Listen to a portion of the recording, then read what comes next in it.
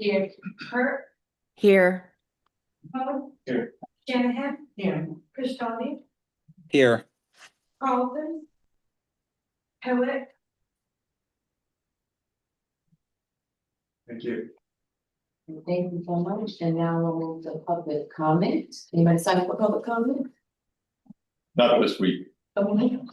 Morning. Want us to stay on schedule. Right.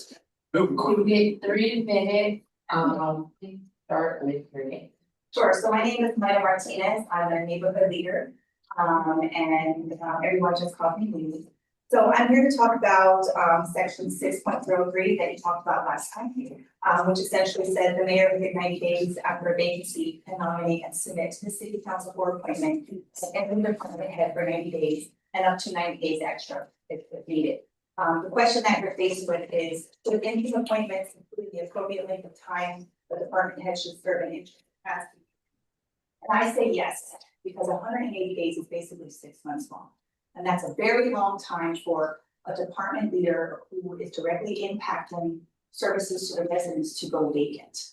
I'm gonna give you a perfect example of what happened in the neighborhood. All the time I'm gonna give you examples of what happened in my experience as a neighborhood leader. So last year, Park Director A resigned in June 2025. In September 2025, the city council was already in their final stages of approving the city budget. In December 2025, Parks Director B was appointed. That time gap, that 6-month time gap, really stalled a park project in my neighborhood that I had been in discussion since 2024 with the first director.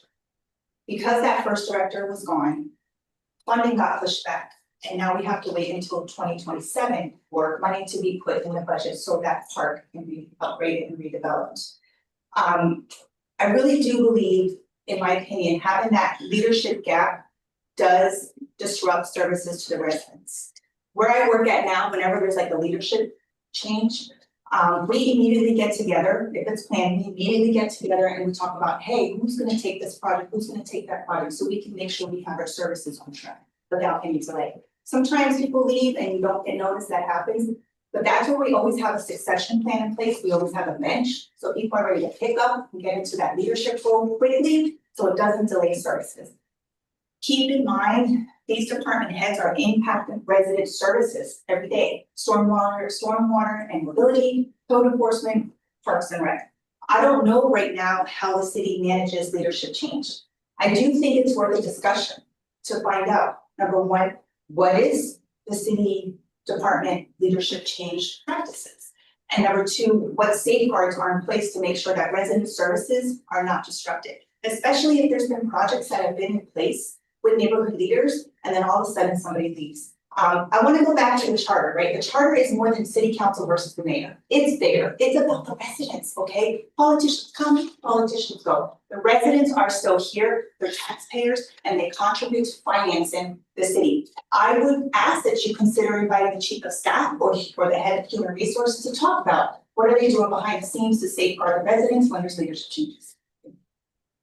Thank you. Anyone else? Thank you. I'm gonna make a motion that we approve the prior meeting minutes from April 28th, 2026. Make a motion. I can move it. Yeah, I'm gonna make a motion. Get your motion. Thank you. You can test me. Can you, oh, I'm sorry, okay. You can seek a motion. I want to seek a motion. So move. Second. Thank you. Any discussion? What was the motion? To approve the A minutes. minute. Ah, okay. I'm sorry, I got confused in the discussion. No other questions. Sorry, I'll speak louder. Right. All right, then moving properly. Oh, sorry. All those in favor say aye. Aye. Aye. All opposed say nay. Thank you, motion approved. And then, pass it over to Mr. Ross. Yeah, absolutely. Guys. Rebecca and Ron, speak up if at any time you can't hear or we're not paying attention to you, please, just because I may not see you. Okay, objective for today, as a recap, we managed last time we completed our review of Articles 1 through 5. That took us 6 meetings, not counting the January review, the fact that that was very much an orientation meeting. So 6 meetings, we got through 1 to 5. Today, as a goal, again, it all depends on our conversation. Hoping maybe we can get through Article 6. We do have one action item we're waiting still on an answer from the city, and I can get to that in a minute. And then finances, which is Article 7, which also covers budgeting, some other information. We have, and I'll say this before we adjourn, we have 7 meetings left through August. To get through 6, 7, all the way to 11, some of those articles should not be as, what's the word? They should be more of a formality to review, but I don't want to presume that. Hopefully that'll be the case. So I certainly think we're on track to finish, it really depends on when. But we'll get to that before we adjourn. Let me jump into it with you guys.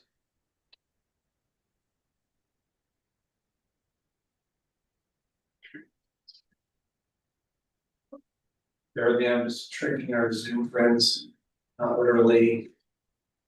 Have to wait.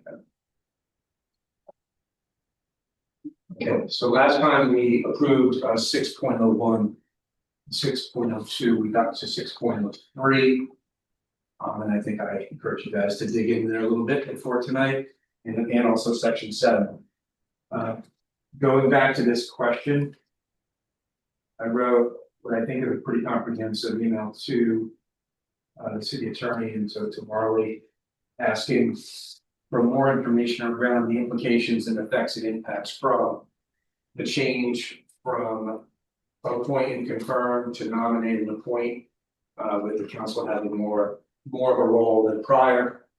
And Marley said she didn't think we'd be able to get that information by today. In fact, we did not. So hopefully by next time, so that we can continue to close these out and move forward as opposed to circle back. So that's where we stand on 6.03.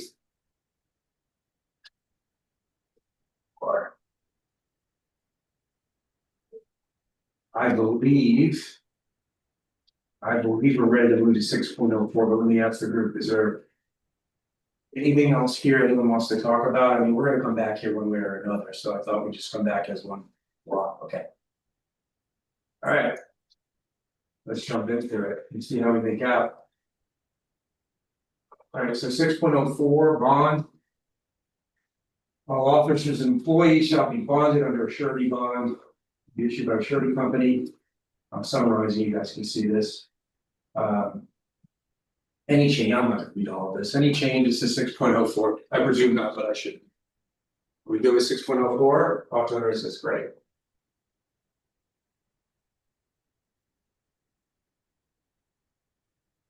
Six point oh five is around taking the oath or discharging duties. Any changes to 6.05? No one's going in place. Yes.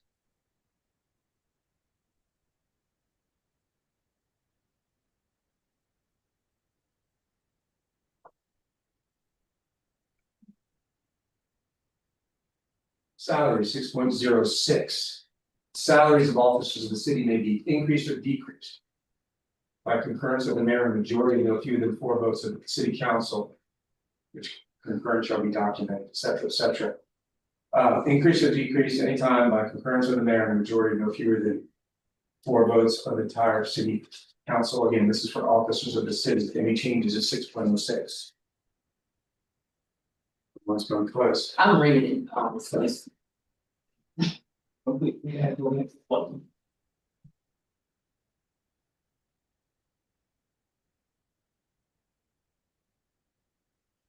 There will be a time when we get talking. I know it's coming, but not yet. Yeah. Not yet.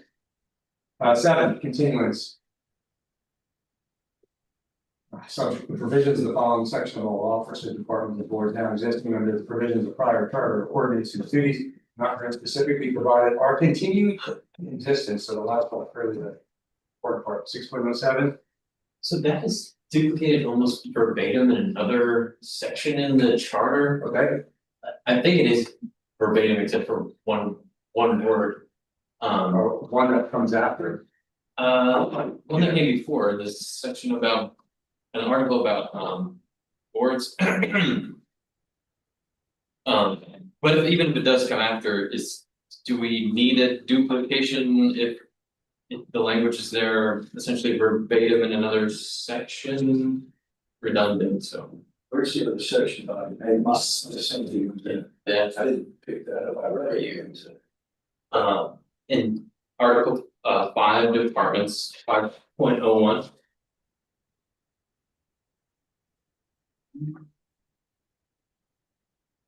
And other departments. There's still. 5.01 departments.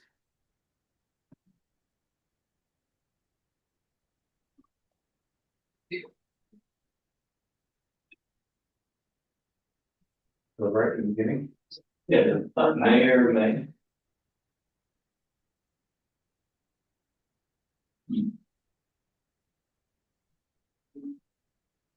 Entertain 6.07 is 6. 5.01, did I need something out of a comment here, and it's, Where does it say that, Boris? So if you flip back and go to between, The comment after.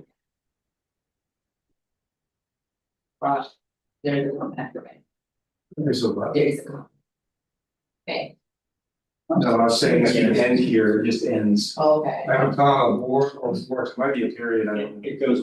It does. yes, I don't know why it's not there. I started putting everything in, it's easier. the word the is for mayor, if you want to stick where, but you don't. But in any case, what's the, we can. How's that the same as 6.0? Okay, let's just think what it is. Back to the title. 6.7. Look, it's stuff. Okay. 6.08 and 5.01, the first sentence.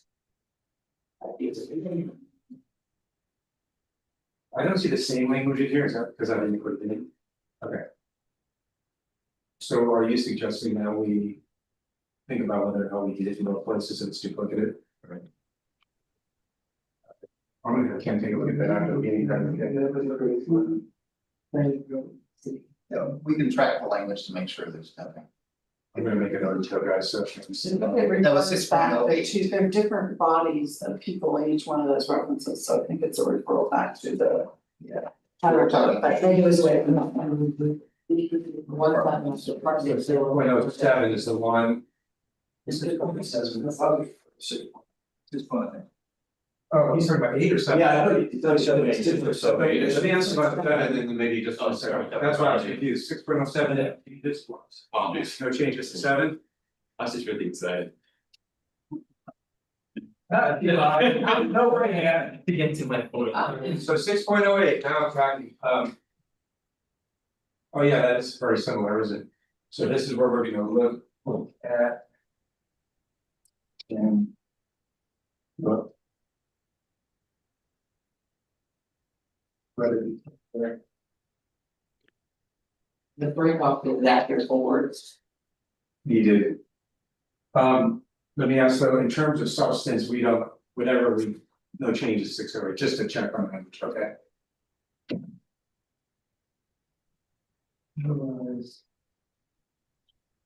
Okay.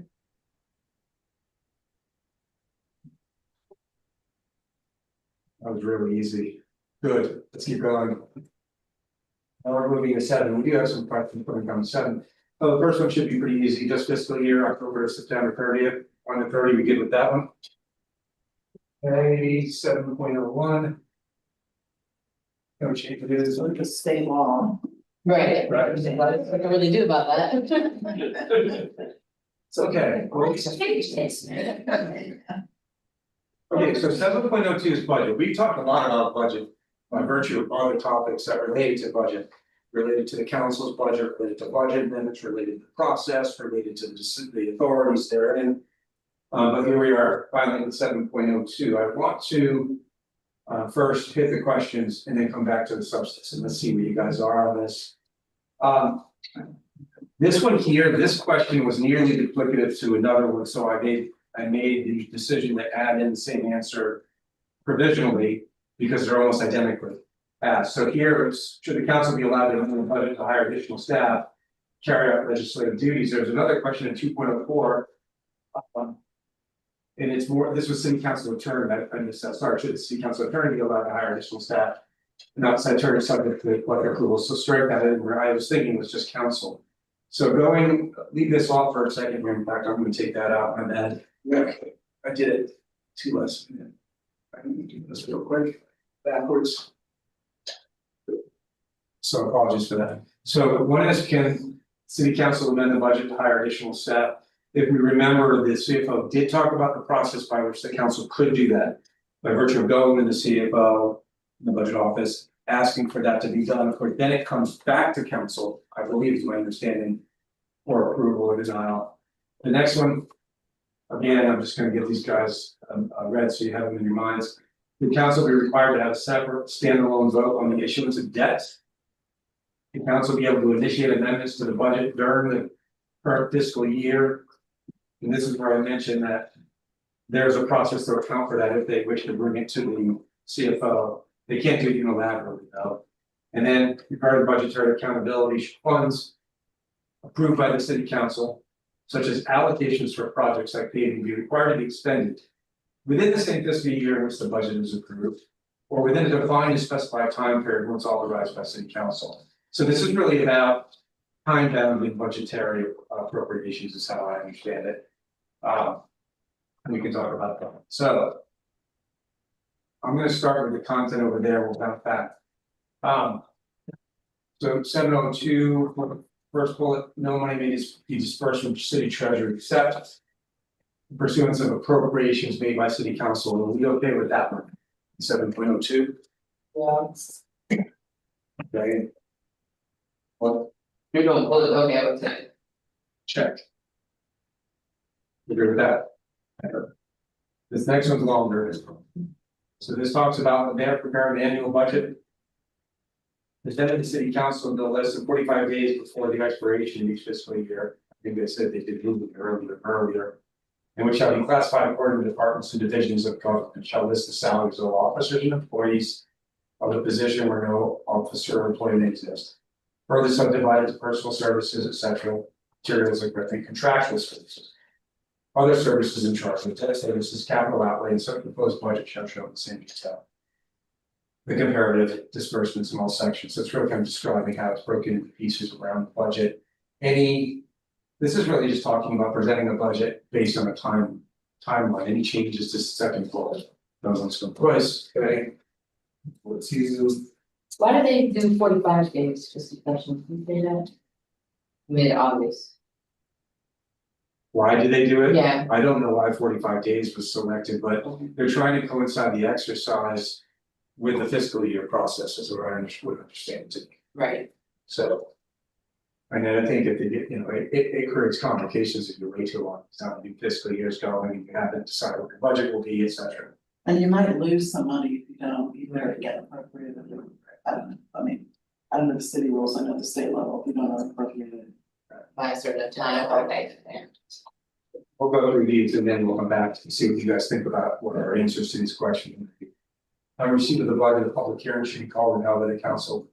1 week's notice, published in at least 2 newspapers of general circulation published in the city. Said notice, time, place, purpose of the hearing. And really allow the citizens to participate. With their criticisms, recommendations, etc. In such hearing shall be held at least 3 days prior to the final adoption of said budget. Again, probably just making sure that in case any actions are taken, there's time to do so. Any changes to that bullet there from the group? Okay. 3. Good. Well, for the shorter council was authorized to make such changes in said budget. As it deems necessary for the proper economic operation and use of government and the budget as adopted by the city council. Then shall be provided for all other ordinances of the city council. Our questions on that one, any changes to that one? Great. Finally, did this last time, yes, finally. Exercising the power of veto, the mayor shall be authority to disapprove the budget or any appropriation passed by city council in whole or in sections. Or by specific items in any item section part of the budget. Or any appropriation vetoed by the mayor shall not become effective. Unless passed over their veto by a 2/3 majority vote of all members of the city council, I guess. Guess that's clear. So the mayor may reject the budget or any appropriation. But it's not effective unless 2/3 of the council agree. Did I read that right, Ken? It's trying to track the ordinance veto process. Okay. The mayor has the ability to veto, but it includes a line item veto. That can be not just the entire budget, but one specific section of it. So maybe overcome by By 2/3. 2/3 of the entire council as opposed to just 2/3 who have it. Okay, thank you. Can you help with that? Any changes to the possible to this one? I'm just going to us. Right, well. Good news is, we love it. The either good nor bad is we need to talk about the question, so. Question one. Council be allowed to amend the budget to hire additional staff. To carry out legislative duties. Again, I think we talked about this quite a bit. And It was no. I'll summarize, you guys tell me if I'm wrong. The council's part of the group that puts forward the content for their piece of the budget, as do departments. That goes through the normal budgetary process. And if they wish through their budget to account for hiring more staff, that would be part of the request as well, along with any other categories of budgetary funds they're seeking. And again, then that goes through. So to amend the budget, I think, but I'm gonna let you guys tell me, I think what we're saying here is. They can participate in the budget process per normal, and that would account for anything more they needed. That's not a clear question. Right. Okay, I mean, if it's what you think it is, okay, I agree with that. Maybe. But should they be allowed to amend it if that were to be amended after it was already in place? So I remember some questions from back when, right, what do you do halfway through the year? Should they be allowed to unilaterally amend it? I mean, where is that? The answer would be no, right? Unilaterally. This process, Right. So No, I think you, yeah, right, exactly, so. I feel like we discussed this earlier and decided this, it sort of keeps coming up in each one of these different segments, but we've discussed this a lot. No, we did. I think our answer is no to unilaterally, yes to participate in the budget process. They have a role. I just wanted. I believe we touched on it in the CFO series, that there would need to be a financial resolution and it would pass through the typical process, right? If it wasn't in here. Thank you, guys. Okay. I'll make that note. And by the way, Kathleen, you're right, we've got different flavors of some of these questions and we've really. I think run them to ground with speakers in on our own. This was more specific, we haven't really talked about this, should council be required to have a separate standalone vote on the issuance of any debt. another question. What exactly is that question? Standalone vote on issuance of any debt. Do you know more about this, Ken, maybe, in terms of what we're reading the charter? There are some charters around the state that require separate out, if you issue any kind of debt, that you have a specific agenda item and vote on that, as opposed to having it within the budget or other process. That's my best guess as to how they're interpreting it. It's a way of drawing more attention to the fact that you're issuing debt as opposed to including it with other items. Is the issuance of that exclusively a city council prerogative, or does that include the mayor too? It would be the same as any other spend of money, that it was subject to be general. So is the question insinuating that the city council can do it alone? I didn't take it that way. I took it as, do you need to separate out from other discussions, whether it be within the budget or elsewhere? That you have a requirement to single that out. And this is the city council's asking for this authority? These are just questions we received from them. I wouldn't think they'd want that. Sometimes questions It's a lot. received just meaning, can we do this, but The city council be part of the six, they have a separate vote on, but it's still moving. Like council votes to appropriate funds for something, but Okay. not how to. Right? That's issues of debt. Right, This is just issuing debt. Right, there are places that require that, mostly for the attention, that it gets its own item and people can focus on it. But it's not that common. Maybe I'm wrong, but my understanding is that in the issuance of bonds that must come to council for a vote, and that's only one form of debt. But are there other forms of debt maybe wrapped up in the budgeting process where the city council doesn't have a standalone vote? In contrast with maybe a bond issuance, would those might come on a case by case basis? We tend to use the term bond to mean any kind of debt, when it comes to local government, in terms of the constitutional requirements and all. So when we say bond, it pretty much is any kind of borrowing that are. Talking with a couple of members of the council, I think what they're trying to ask here is they vote on, say, something for $1 million, and what's happened is it wasn't clear at the time of the vote how much of that $1 million was gonna be debt. And I think that's frustrated some members of the council. Okay. Talking to them, it seems like they would have changed their vote or thought about it differently if they knew a large portion of it was debt. So they're asking, hey, yes, we approved this project for $1 million. Should we have a secondary vote later down the line when we know how to pay a certain percentage of it being debt? Thank you, that's helpful. Yeah.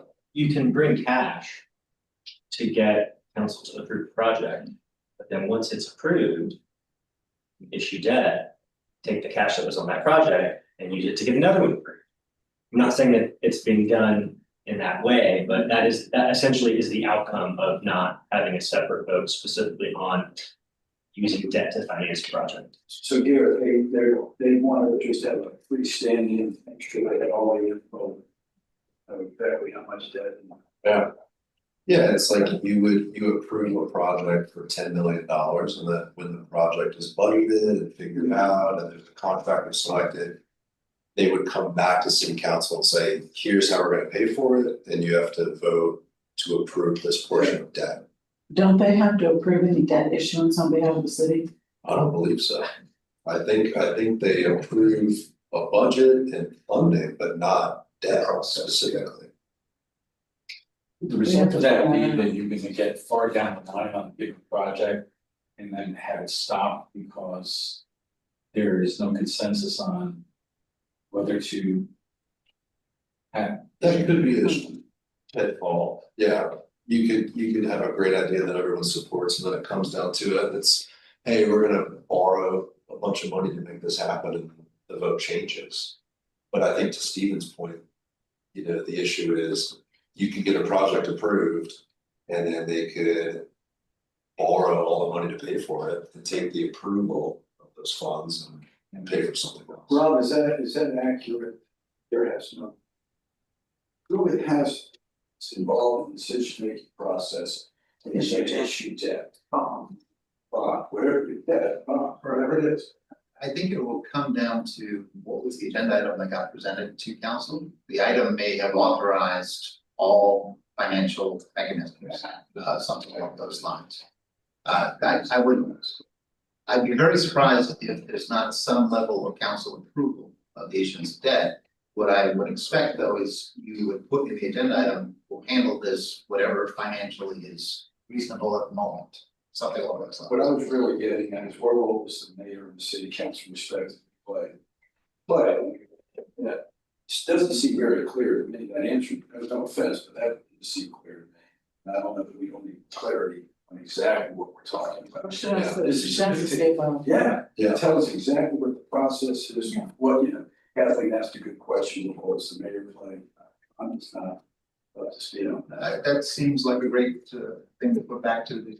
Yeah. As to how they handle. Yeah, Tell us exactly what you've been doing, what's the process, we can get some clarity. So the mayor versus council roles. Yeah. How it's been done today. Issuance of debt. it's an important question though, because I think the city's debt is $1 million. 1.68 doubled since 2021. Well, once you say, Just Billion for the debt? Wow, doubled since 21.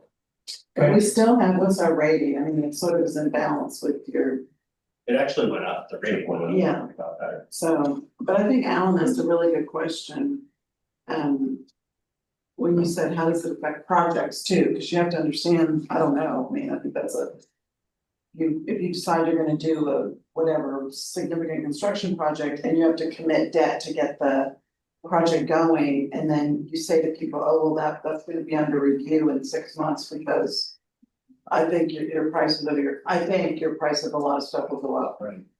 So we should really have a conversation with somebody about that does it. CFO. So 4 things to ask, and I can particularly on this, the respect of the mayor versus council roles, how it's been done today, issues caused by current practices, and how could this impact projects? Does that cover it? Okay, cool. Where is it in the charter, is it something y'all trying to have added to it, or is it something that you want negative? No, that's the question. Question. It's not in. Okay, it's not with an and, it's not. Yeah. Okay. Okay. So that's one of those cases where he's came in cold, we just need more information. Are these recent questions? No, we got the whole batch in the beginning, and I tried to map them best I could to the sections that refer to. Yeah. I might, but I think these are the last.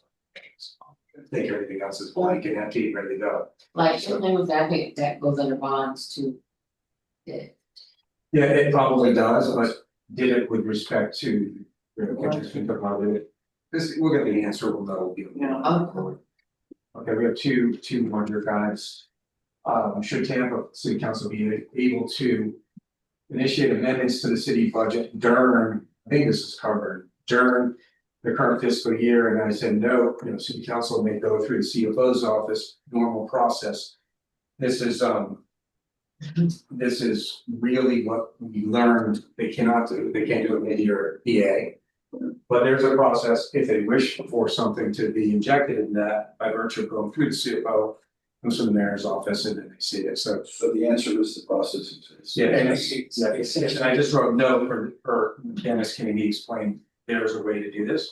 It's just not gonna reliable, and I think we were good with that. Well, you just throw this open for a discussion, because I do know that this is an issue that some members of the city council care deeply about, because if you do have to go through the CFO,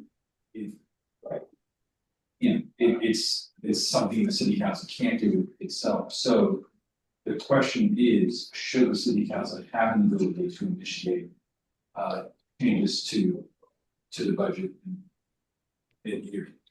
Say initiate, start the asset, initiate. I think by definition, you start the process, and I think what I've heard is they do it. They can't direct staff to bring them a resolution. There's a difference between initiating the process and triggering the amendment coming on the agenda. And that being something that is solely vested in the authority of the mayor to direct.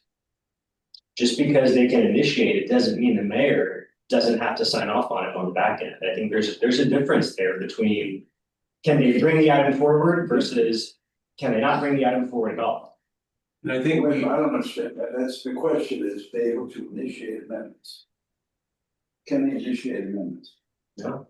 They can't initiate an amendment. I thought the CFO said there were But 180 changes, and most of them came from the city council, so there must be some process. They were requested by the city council, but they were initiated by the administration of the CFO. Okay, well, so they can ask the CFO prepares the documentation. And the And then it CFO goes. CFO's, But it's not rough. The CFO or the administration could say, no, they're not even gonna bring it forward. The risk of them bringing it forward is that council could pass it and then force the mayor to have to veto it, but council could then override it with a 2/3 majority. That's why the initiation is a very important, that word is very important. Specific. Because if it can't get to them, it's never gonna happen anyway. I think with a lot of these, the word initiate was used with that in mind. so if they told them, if they asked the CFO for a provisional, whatever you guys have to process, he has to prepare the process documentation. Then it would automatically go before city council, and it would go into the process, there would be no, and then the mayor could veto it, and they'd have to override it if they disagree. But there would be a path to getting it done, even overriding the mayor's veto, but if it can't even get to them in the first place, can't get on the agenda, it's DOA. It's more Or the Senate wanted to get it. I don't think they can override. If the mayor vetoed it, then they could override it on a 4-7 vote. Yes, but it had to get to them to begin with. I understand, Yeah. but no. Right, exactly, If we yes. agree, you can trigger this to start. Right. I guess what we're saying, Steve, is we really can trigger, it. You can hope someone else agrees that it needs to be put in play. Right, in other words, if the CFO says, or even the mayor says, no, I'm not even gonna put this forward, then I think what you're saying, is the council's done, there's nothing else that I can. And how often does that happen? Oh, I don't know that, Yeah, I think, but procedurally, I think that's the Yeah. difference. The word unilateral isn't being used because I don't think it's enough unilateral because the mayor has to sign everything anyway. Right. It's a matter of getting to that point where the other members of council are asked, do you want to override this with a 2/3 majority? They can't even get to that point if they can't get on these So the shows. CFO gave us that answer. Didn't answer the question. And this isn't about the council's budget, there's a distinction, this is about the city budget. So before it was more about the council's budget, I think we were talking about that, this is the city's budget. I think it possibly could apply to issues that we've discussed in the past, like for instance, if there was need for resources for special investigation. I don't hear that there's any appetite on the city council for a Line item. or a fund to tip into. Right, what they would prefer is to be able to initiate a budget question in mid-year. and does that affect, like, who would that affect?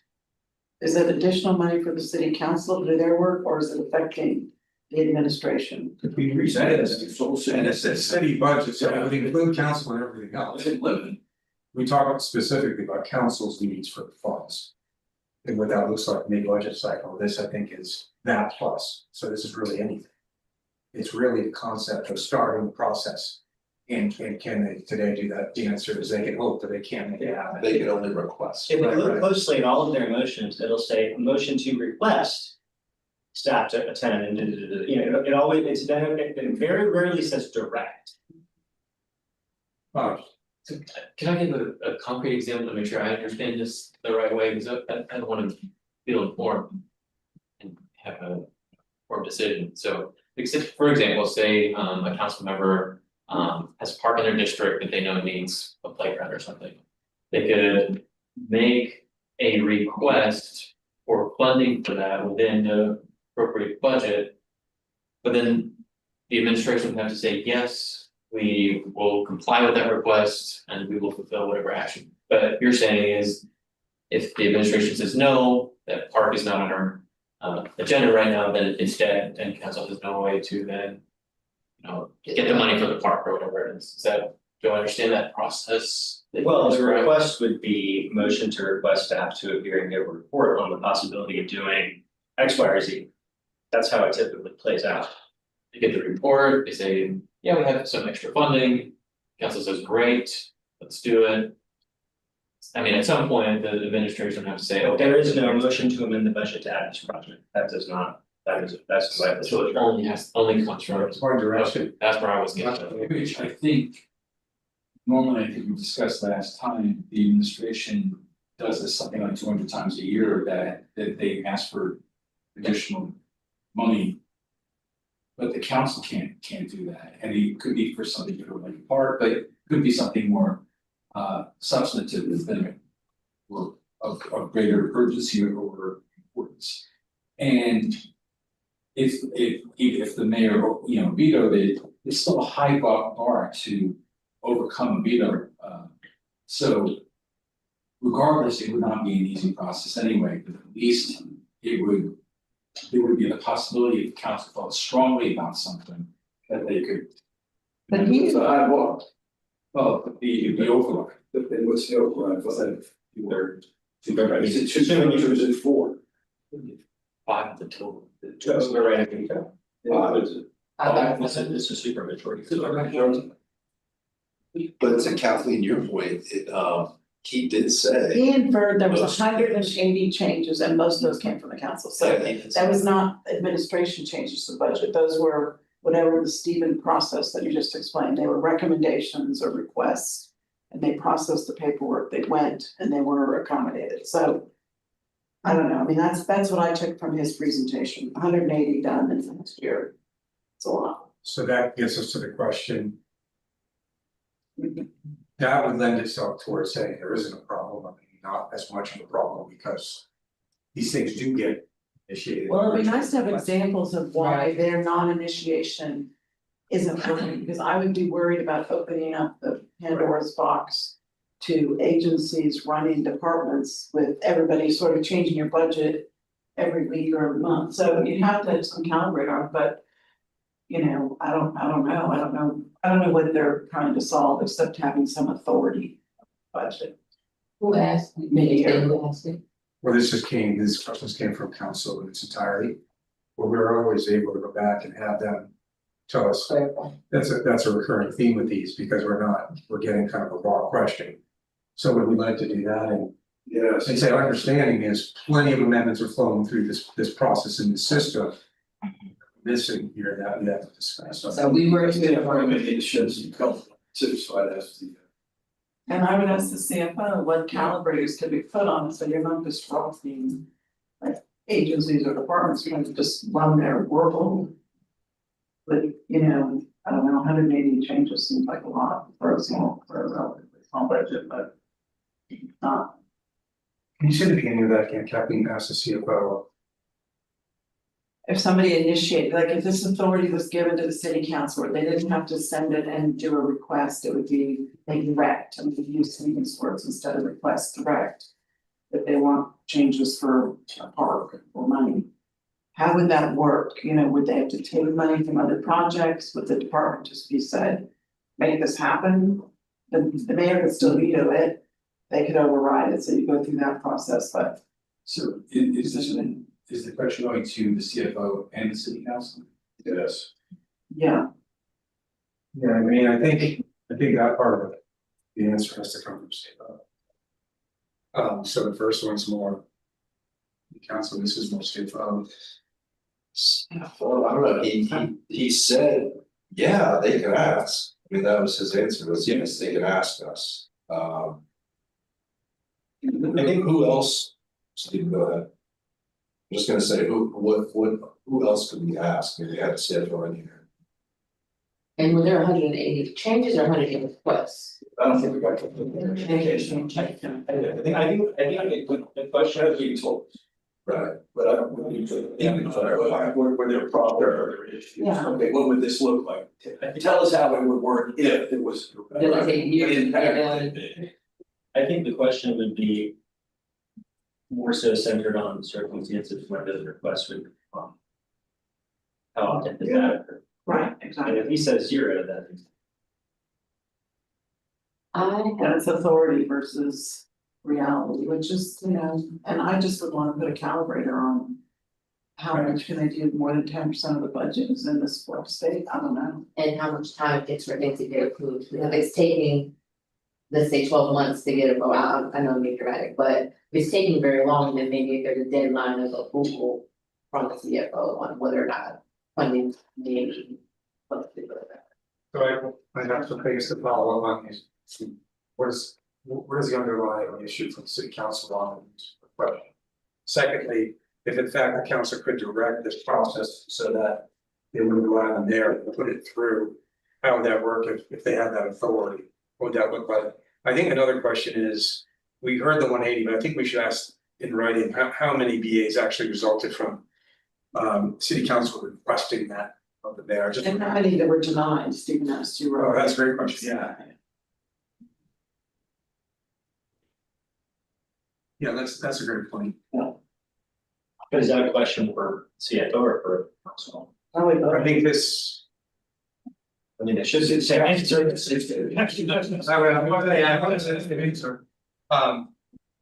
Say how long?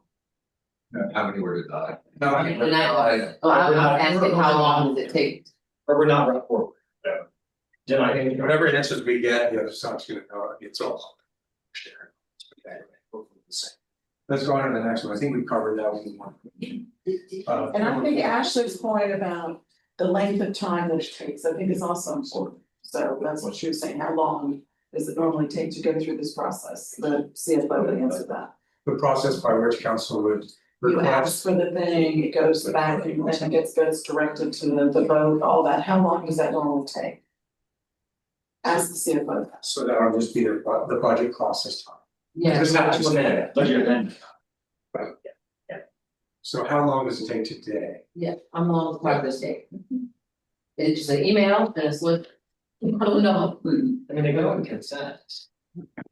What? They go into consent. They go pretty quick, but I would think, but I don't know, yeah, it's a good question.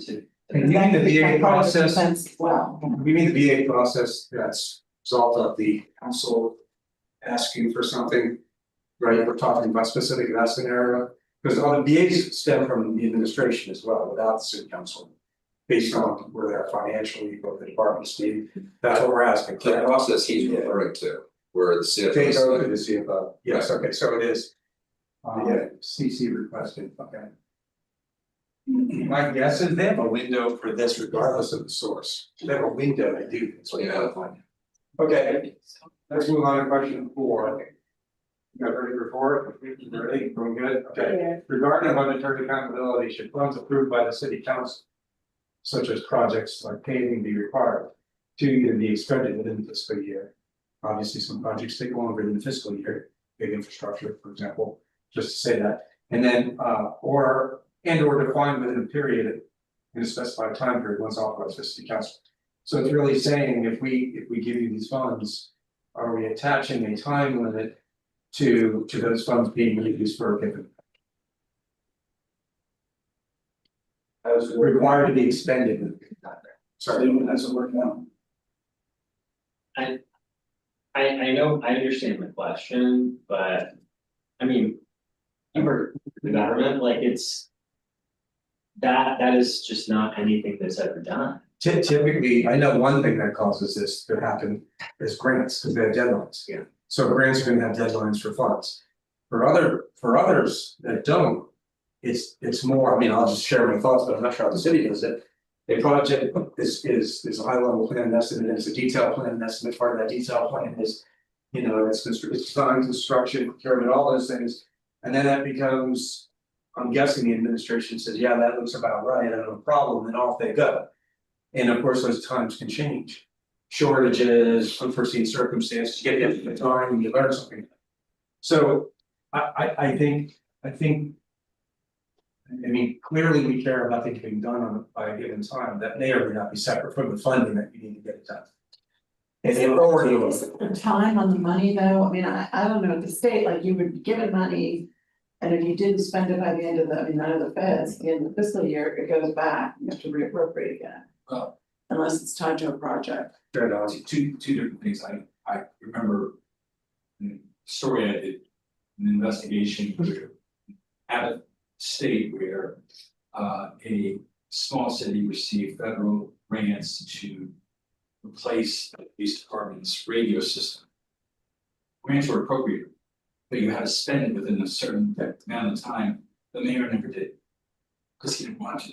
Oh. So the city lost hundreds of thousands of dollars in federal money because of the mayor did not. It's a priority.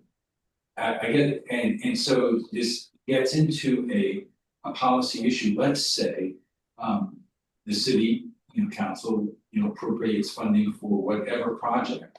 If the mayor doesn't agree with it, or there's no enthusiasm for it, could the money, even though it was passed by the city council, just just sit on the shelf for a prolonged period of time? And I know, there is the budgetary process for the mayor to have a line item veto, whatever. But the question is whether projects approved by the city council languish because just the money has never been spent. So it could be appropriated in the budget, they both approve it, but then it's not really allocated or implemented or signed. are we presupposing we know that that's this question? Because that's a different issue. That's basically not spending your grant dollars. Well, like when we go to our board, you know, because I'm running our CDBGDR, right? You know, we get their approval on projects and then we do bid budget amendments to allocate funds. Now, this is a reimbursement grant. But in that write-up, we said that all these funds must be expended by May 15, 2031. I mean, it could be a situation where it's being grant based that you have, whether it's state or federal funding, right, matches, but it could be on something that does not involve grants, you know, whatever, it's a city budgetary issue.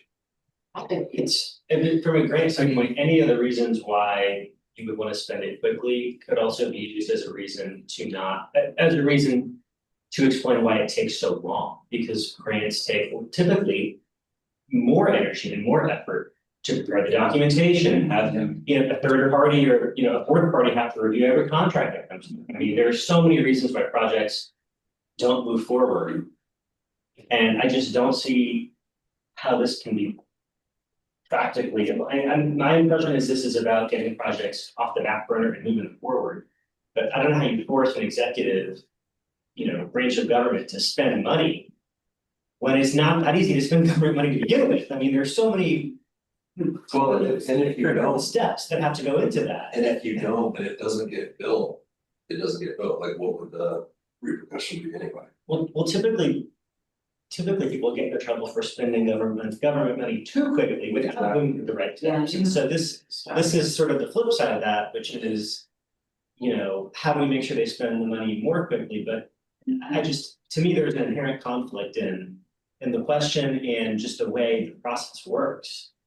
I understand why it's being asked, I just don't know what the solution is. I don't think it's forcing, you know, money to be spent that doesn't have a contract ready, or, you know, whatever that issue might be. It could be a lot of reasons why. There could be a lot of reasons. I think it's a great question. Time is money. These projects that get approved by council, if they don't get done, things get more expensive and then the whole metric changes.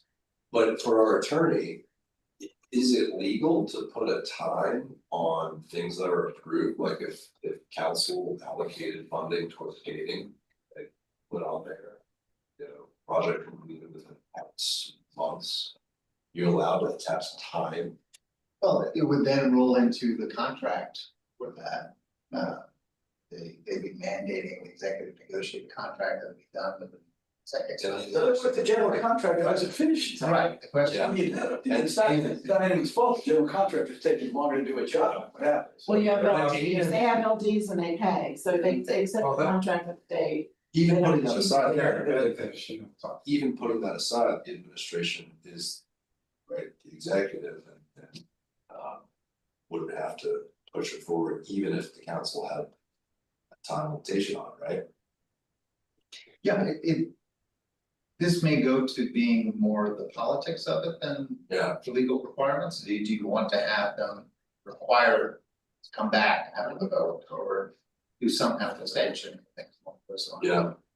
That's what it sounds like to me, because at the end of the day, forcing the executive to act by a certain date, there's going to be another penalty for that, Right. beyond control of the personals. I think it's a really good question, and I know of many circumstances where there's been projects that haven't gotten delayed or haven't been done for many different reasons, not just political.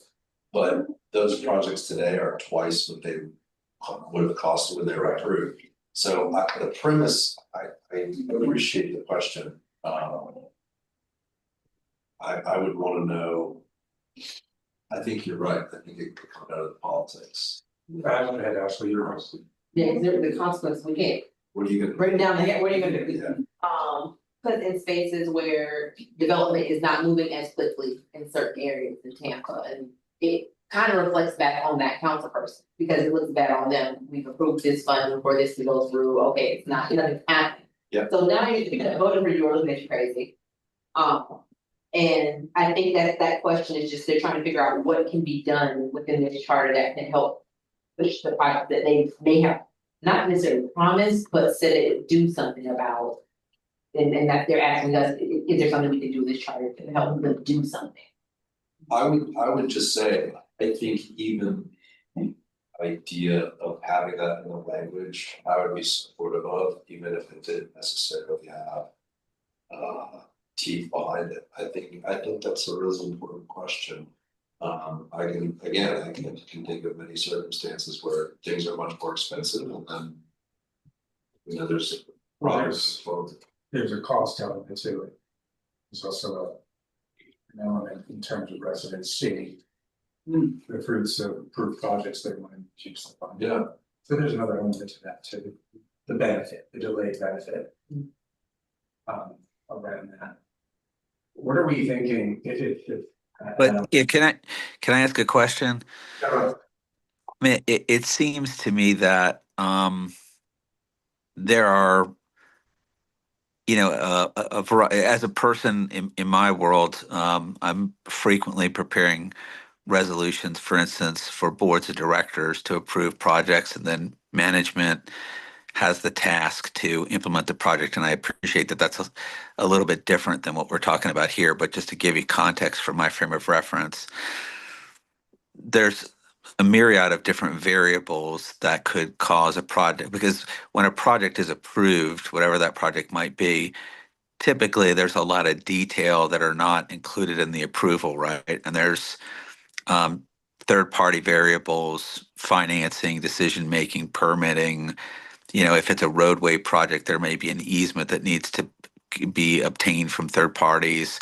There's a variety of different reasons why a project may not go forward, and in some cases they may be good reasons. How would we, I mean, the charter is, you know, kind of constitutional at its level, right? It's not very prescriptive. What I would be a little bit concerned about is that we would be mandating something where there are either good reasons why it's slowed down, or there are third-party variables that have caused it to slow down that are, you know, beyond the control of the city. And how would we legislate that through, you know, through a charter amendment? I totally agree with what you're saying, Ron. I think this would fall into, look, I think there are times that Congress, for political reasons, appropriates money for a weapon system that the Defense Department doesn't want, doesn't think it will work. And that's, you know, there would be a good reason for the executive branch not to spend that money. What I'm thinking about here are projects that are approved by the city council and money appropriated for, but aside from the you know, honest delays or, you know, factors that you're referring to, just don't ever happen for whatever reason. And so the question is, do they just linger as things that the city council has voted on and approved, but never go anywhere? Or do we want to at least have an accounting about why they don't? Progress, yeah, a report. But I guess it goes back to a fundamental question of, That's aspiration. is the city council approval an act of authorizing the administration to do something, or is it a directive to the administration that they have to do something? Because I think this discussion, I don't fully know the answer to that question, but I think the discussion is presuming that it would be, in all instances, a directive from city council that administration has to do something, as opposed to permission to do something. And if it's permissive in nature, you know, it would seem to me that budgeting something in many instances is permissive in nature. It doesn't direct it has to happen. It just authorizes it to happen. It would also seem like it would then be in the discretion of the administration when and how they move forward with the project. I wouldn't be opposed to a you know, something that sunsetted authorization. In other words, you know, in a ridiculous example, if something is appropriated this year and 15 years goes by and the project doesn't get started for 15 years, it would seem odd to me that the authorization would still be valid. But I'd be a little bit concerned that we conflate the authority of council to authorize something with the authority of council to direct something to happen, if that makes some sense. And requesting help when needed, if anybody has opinions about this, but from my understanding of the process, it seems. To borrow your language around, be more permissive than authoritative, but I think built into the back and forth process between the council and the mayor in terms of approving items. This is where I might need some opinions, but it's good to the council just say, we're not gonna put this stamp on this, go back, change it, XYZ type of way, and then we'll give you the vote that you want to have this approved or signed by the council. Well, I guess I'm confused by the time frame question too, because if they didn't spend the money in the current fiscal year, it's gonna show up in the budget for the next year. So I don't know what the penalty would even be.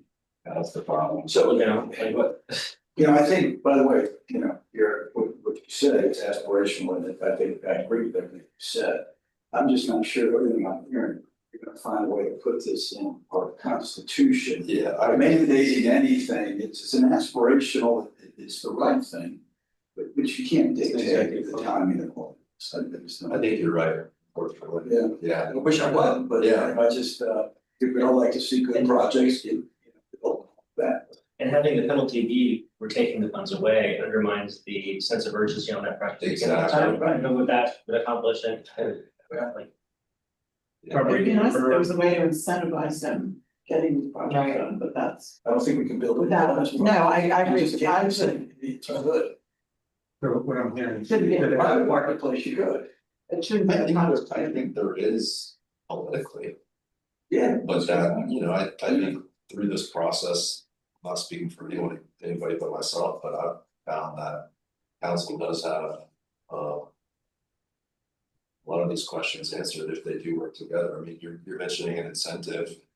If council works together, there's certainly a lot of incentive, But as far as changing the charter to fix this question, I think you're right. Yes. Took notes on the fact it's important, matters.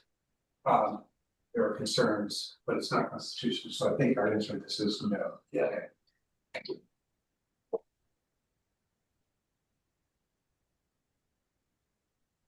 But we can put, what are the consequences for other things when there's a deadline and it doesn't happen? But we can't put consequences, I think there might be a contract that's like, Wait, you know, let's- 45 days, Well, it's whatever, like- this budget done, It's like what's 2 weeks, so we have to have this done, okay. It's like if you said, we're gonna allocate money to your point earlier about a park in this particular neighborhood. And the park doesn't get built, and council says, well, we're gonna take the money away. Well, the park didn't get built Right. either way, right? So, Right, and I'm not saying that is a consequence, but I'm saying, what are some examples of other consequences in this charter that if something doesn't get done, then what happens? well, that was what I heard earlier about those other political incentives. If council works together, there's certain leverages. I mean, that's the push and the pull between the branches of government. Specifics, I don't know, but I think generally that's the idea. Well, I mean, any penalties, for instance, if they don't get the budget over within the X number of days, I haven't seen any penalties in here. Yeah, then it goes to the politics of it, that you Right. happy, if you're not happy with the mayor, then stop voting on things. They can Right. do things along those lines that deny approvals. It's not gonna play very well in the press if they. Right. Yeah, it is that traditional political split between. Yeah. The timing aspects that are in here are to stay in compliance with state law as far as the budgeting and the process. If they refuse to do that, they're in violation of state law, they could be removed by the governor. That there's other penalties that come from the outside if you're not in compliance with state law. I think that the issue, I think from what I heard from the city council is that, yes, if you're not happy with the executive, you could play games in terms of holding up other things, but why get to those ticky-tack things rather than a clearly defined problem that will answer the questions one way or the other? What would you imagine that could be? I mean, um. You know. re- Requiring, I'm just making this up, but maybe. Asking formally of the executive, what is the status of so-and-so project? At least getting definition back to the city council that, Cause that happened today, and the council, I know our commissioners, they ask us to do all sorts of things. Yes. And that happened today in the city. They do, and the response is, there are too many motions. Staff is spending too much time going to council responding to motions for status updates. Well, I mean, there are others that seen that response before. Yeah, that's been a response. There's certainly been items, I mean, the fire stations, safety plans that have taken years and years to. 2 council terms. Yeah, like literally, like almost a decade. And it's just never starts, it just never, gets even to the deadline. so I think we ran this around, but now I feel like we're not, we're going back to. With I don't- if this rule is added, then there will be some type of directive to finish. Oh, we were saying it's not a constitutional issue, it's an issue. Make it one, It's my and- understanding. Okay. I don't. That's what I said about teeth, like, I'm supportive of it, I love the question, I think it's great, and if, maybe we should vote on it and see what council comes up with. If the fire stations get done, the fire station get done. You know, just want to be sure a chance to provide. Sure. So observers of council will note that I think part of a response that council has demonstrated over maybe the past 2 or 3 years to the lack of recourse in terms of directing the budget is that they've started to have more and more meetings about the budget earlier and earlier on in the process, because I think historically it's kind of been a last minute bang, here's the budget vote, thank you. The administration just gets what they want, but the recent trend has been, all right, well, let's actually look at this, let's figure it out, like this is part of our job, let's do it all year long. And if that trend continues into the next term, 2 or 3, and it becomes a part of our political culture, then that kind of circumvents the problem we have here. It just becomes what they do. Any other comments on this? Yes, Go ahead, thank you. I'll be short, or I'll try and be short. There have been instances where things have taken a long, long time. Fire stations is a really good example.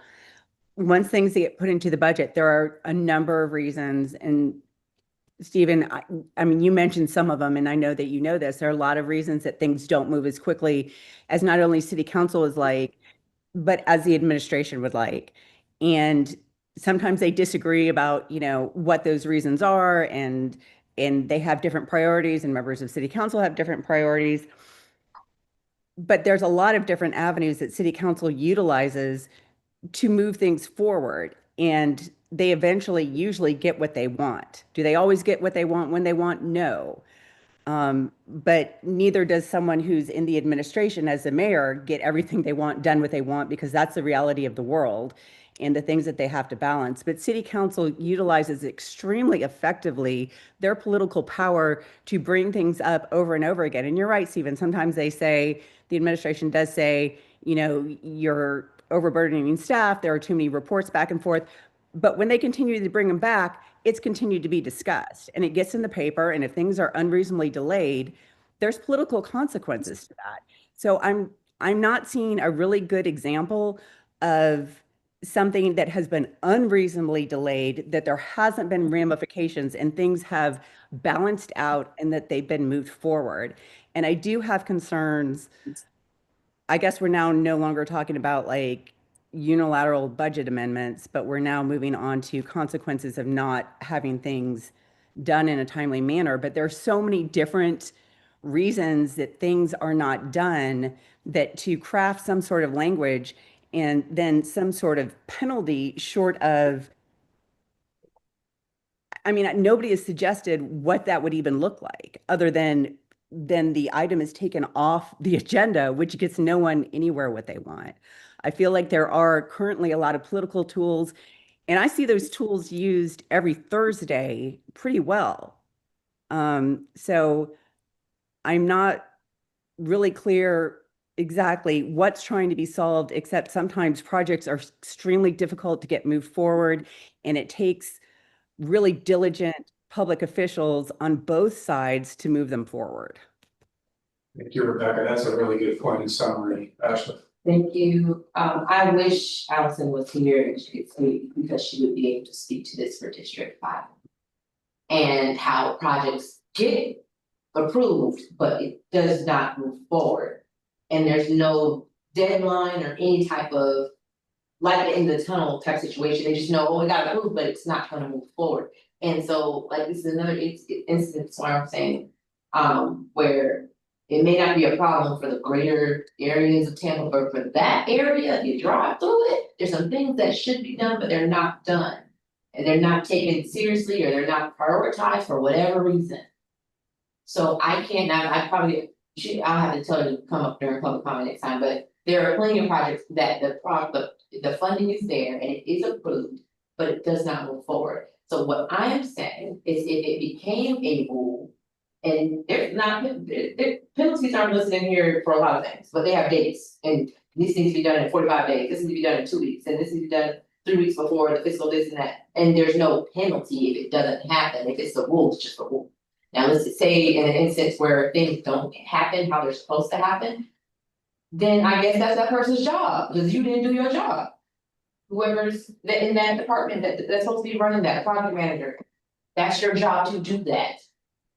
So I'm sorry if I sound like I'm just I'm passionate about this. I think No, but respectfully, I'm not sure that when a project gets approved, when funding gets approved, it doesn't mean that all the details are worked out and approved. And I honestly think it would be very bad policy for us to put into the charter that if funding is approved for a project, the project's got to be done and completed in a period of time, because it removes the discretion to evaluate the details and make sure that the details are good for the district and the city of Tampa. And that's, if somebody's derelict in their duties, it's a different thing, but I don't think we're going to solve that by this. And so again, I sort of feel like we're conflating the issue of authorizing something to move forward with requiring its completion. And I personally don't think that it would be a good idea to mandate that in the charter. I appreciate that there's a difference of opinions and I respect the other opinions here. I feel like that would be bad for the city. Could you put a limit on it and say if it's within $1 million or within, so whatever, so that you're not saying a $2 billion, $30 billion project needs to get done within a year, but if it's something small, like a $500,000 project, it needs to get done. I mean, I don't know. Let me ask a question. If the issue was we authorize the purchase of a vehicle and we're going to authorize the purchase up to $50,000, and the vehicle we need is commercial value is $10,000, but the only person who wants to sell it to us wants to sell it to us for 40, and we're going to pay 4 times what we believe the value to be. Would we be mandating that happen? It just doesn't seem like a great idea to do that. Or if there's an instance where, let's say, a roadway improvement or a bridge needs to be built, and TECO or Verizon or something is creating an unreasonable condition, it seems like we would be putting the city in a position to just have to cow down to anything that happened and spend anything within that budget to make it happen, even if the expenditure or the action is not in the best interest of the city. And I don't think that's the intent when a project gets approved. That's not what I'm saying. If somebody comes back with a car that's 4 times what it's supposed to cost, then we just shut that project down or just go find a different car, get different bids, whatever needs to happen, so that happens within that budget. I think it would be helpful to hear from Allison. It would be helpful to hear if there's a process, because she's somebody who's worked with government, worked at the state level, to see if there's a process to see, you're trying to incentivize good behavior and have an analysis, even if they have to report back in a certain timeline as to the status of the project. So that gives you a public exchange, that it doesn't just get buried in departments. I would be leery about setting a timeline that you had to execute on the project, because you have to go through like bidding and making sure you got decent contractors, they got bonding and. Yeah. There's a lot of stuff that goes into that. I hear what you're saying. And I just want to start stating. Oh, could you go? No, I agree. I just wanted to point out, it does say in the question, such as allocations for paving. Maybe, you know, to your point about limiting it to $1 billion, maybe if it's within the city's regular operations, like certain park improvements or paving roads, maybe there should be a title on that. But to your point, if it's a project where bids and contracts and all this stuff, like There are large things across projects that have different. Sure. It's not Yeah. always necessarily a failure, it could be a scope change. Absolutely, market it all. Right, there are all kinds of things that goes into that. But I just wanted to point out, my whole point was, it does say paving. Maybe we could clarify from council if they were being specific to certain Like, improvements. I think there's one question around funding, the other is Yeah, that's just managing projects and Or timing. do you think that was specific? Well, I think it's a good example, but I think it says light paving, so you're not saying paving there. That's an example, but I think I mean- it's along that line. Yeah, I think it's a Well, good he wants example. a lawyer, so I don't know if So- they're in that deep. You know, say something like that. So going back to things like Rebecca's points that people actually do rally around these things to get exposure, there's political pressure. To your original point that you wish it were, you could do more, but it's constitutional, I mean, your point. I mean, I think what we're really, the most I could see, but I've brought out to the group to consider is really around a status report, a forced status reporting process. Because you really don't even know what that status report might be, they may have very good reasons for going, this and they may have heard bad. But I don't know that constitutionally, maybe Brookline can, you know, requiring like projects over a certain amount to be statused. Is that too procedural and prescriptive for something like a charter that really is talking about Yeah, that's. the mutual roles? That's my question, I don't know how close we get to that because. Yeah, I mean, you're starting to change the balance between executive and legislative, so that can be done. It's Would just. statusing change the power, just to say that No, projects of a certain value it would be need to taking. be annually. You know, you go over budget, progress issues, projected, you know, like bringing some, you know, shining some light on this situation versus interminable time being taken to get it done. It would be taking the process they have, which is to request reports, updates. And turning it into a mandated process within the charter that was triggered by such and such date. Whatever you want to put a year on it, you want to put 6 months on it, something that forces an update to council on the status. That's the path I'm seeing from this discussion, if you were getting into something like that. So right now, just a second. Just one thing, okay, just one thing. So council today could basically. Council does staff right. to give them status updates. So they have a mechanism to be educated about the scenarios that would be leading to overages, cost overruns, schedule overruns. Does that not happen today? Yeah, I think we should get away from saying, well, council can just request this, well, council can just request this, Does that mean because it's they could request information about everything they're asked questions on, there's a reason why they're asking it, you know, and I don't mean to seem. No, I'm just. Direct that frustration at you, but I think they know they can request things from departments, they're not asking us what their powers are. Yeah. These are, they're probably examples behind every one of these questions about how they requested something, either as a body or individually, and they get a response, so. That's a different, some of it different. I don't mean to put it back on So them, but this gives them. they gotta give us something, like paving, like let's latch on to something and say. Was there an issue with paving last year? I don't know, I mean. Because I agree with you, I do think that money is spent in certain parts of the city very easily, and even when it appears to be difficult to spend money there, it is very obvious in the paper that they are trying really hard to spend money. But other areas, none of that happens, and I don't know how to explain that either. Are we back to asking for more than on this? Is that what we need? And who are you asking? First My question. council? We help them with Allison. I think Allison Yeah. seems to have most. She's very well versed on the projects that I know that. Well, what did you just say, what you did, they're late, I don't know why, I'm not happy. Yeah, that's what I was thinking. I mean, like, what is she gonna tell us about? More Oh, than I know what that? you're saying. But we take what you said for granted, it's Right. true, so if that is the case. Well, But regardless, it's the general idea of accountability, finishing things on time. Well, we should, let us know that time for sure. Yeah, we can have that, yeah. But I think the bigger point is, what would the repercussions be? You know, like if there was a time limit, what would happen if that time was? Shut off is that. But I do, what you said earlier though, about there are many instances in the charter where it has 45 days or is different, you know. Yeah, and that's Timelines. Yeah, I agree with you. But those are of somewhat different nature. For projects, I understand. you can't arbitrarily impose time on projects, you just can't. You could arbitrarily say you want to update on that. I don't know, though. Right, For you can't say per project what that looks like. I don't know, I think if funds were approved for particular paving or potholes, they could certainly be, those projects could be completed within a fiscal year. I mean, Depends on the it's scope. partly shared priority. Right, but That depends on the scope. You know, I take everyone's point that some of these, there are things in certain projects that you can't put the time limit on because they are factors beyond control. And maybe this is a less important thing, but let's say the city council approved $25,000 to build a statue to Tom Brady. Okay, here we go. Go ahead. Cause that's, you're good, cause they gonna do their job, but go ahead. But the statute, you know, and it's a pretty straightforward thing. But for whatever reason, it's just never done.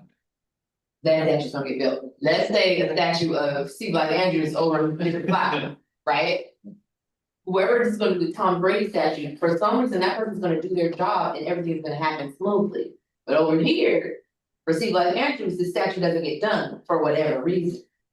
Because somebody's not doing their job. Am I speaking? Right, so first of all, you're never gonna have somebody show up for a staff report and say, I wasn't doing my job. They're gonna say, we put the RFP out, we got zero responses, or our cost estimates, I mean, they're gonna gaslight. Just let's be real about that. Yes. But the second part of it is, I think instead of asking Allison for examples, we should ask Allison what the solutions are. Yeah. Because kids have probably thought about what the mechanism should be, and I don't know what that is, I mean, it may have something to do with the fact they're asking to be able to rebudget stuff in the middle of the year, but let Allison come and. And I think. So Allison keeps coming up, I'm gonna make a note, we're gonna have her talk about it, otherwise we'll be here an hour, we're gonna talk about the stat. Okay. I'm guessing you guys love it, but not that much, so let's Allison talk to us, do you guys find anything else out between now and 2 weeks from now? Great. It would be interesting to find out from Ken, and maybe there's a way to find out if other cities have some either, you know, timelines or qualifiers on this, like, I just think if you ask for a data update or you've asked for something, there should be some report back in some time frame. I don't know, I just find that like burying projects or burying requests for information, I don't think is a constructive way to. We can certainly take a look and see if there's other charter requirements like that. Yeah, and maybe it's not a charter, you're right. Can I ask one other question too? And if we, and Ken, you probably don't know the answer offhand, but maybe you can help us next time with it. The types of projects we're talking about, are those projects initiated by the administration and then the budget is approved? Or are there the city council have the ability to itself, without consulting with administration, initiate its own project? So for instance, I'll use paving as an example. Can city council on its own say, we're gonna build a sidewalk on this particular street and we're approving that and it's got to get done? Or do those projects come through the administration? Yeah, that I can answer just based on our prior discussion about the budget process. The city council can make requests, the initiation of the item has to come from the mayor and her staff. And so in light of that, I mean, again, it just seems strange to me that we're talking about administration comes to council and says, we're going to do a project, right? It's initiated by the administration. And then we're going to tell the administration that if you do that, we're going to set a time frame for you to have to get it done. It would seem to me that I don't know, it just seems odd to me to impose that kind of restriction when really what's happening is council's appropriating money for something that the administration's asked to do. And then we're gonna put in the charter that there's a time frame on getting that done.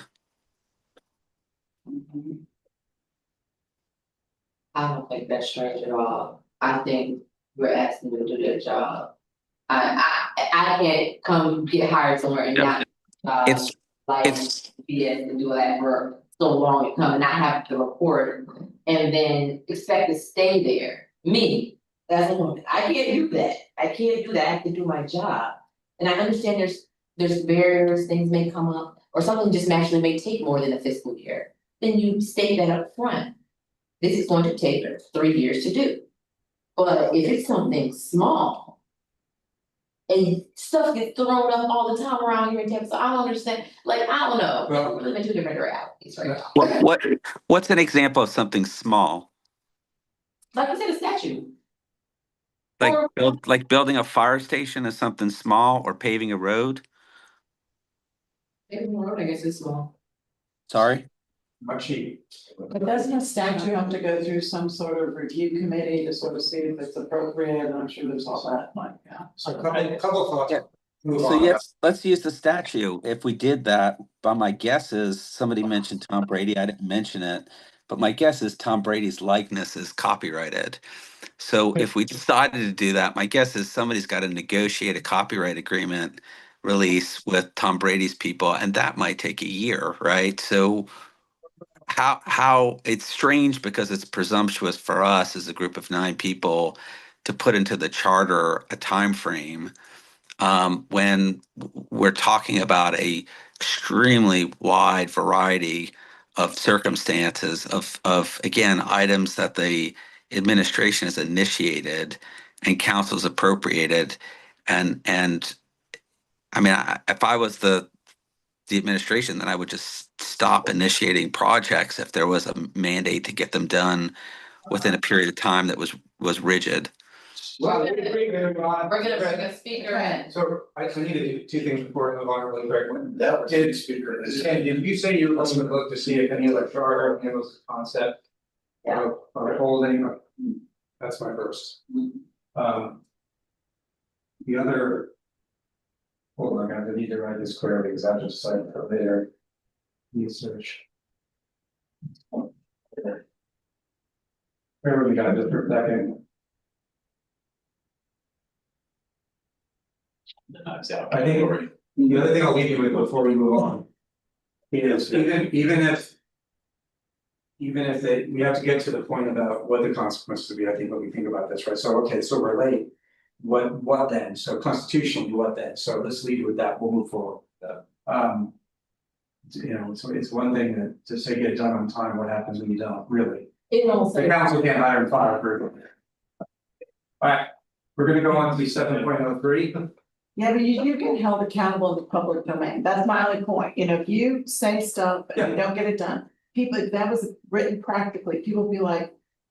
To Ashley's point, Right. you got a job, report back to the clock, just such a time. But I think the point, that's what Rebecca said, right? There's a lot of political pressure, both Correct. on mayor and on council when things aren't happening. Right. Right, everyone's watching, there's a consequence, you don't get any of those done, or they're all late, you don't get reelected. So, Maybe get fired, right, because I'm not sure that's that, not doing the job. alright, 7.03, the amount, if I raise my voice, I figure we'll keep going. Go ahead. Yeah, some of it on the screen, the amount of salary or wage for each office position of all office serves employees shall be fixed. And specified separately in the annual budget, however. Where there is more than one office or position with the same salary or raise and aggregate salaries or wages. Okay, the mayor may increase salaries for employees. All employees other than charter officers, or as otherwise provided herein. And may employ necessary additional employees out of surplus funds. And within the limits of any appropriation for salaries, basically freedom to change salaries and or bring more staff on within the power of managing. The administration of government. Do we have any changes to 7.03? Of what's going for us? Okay.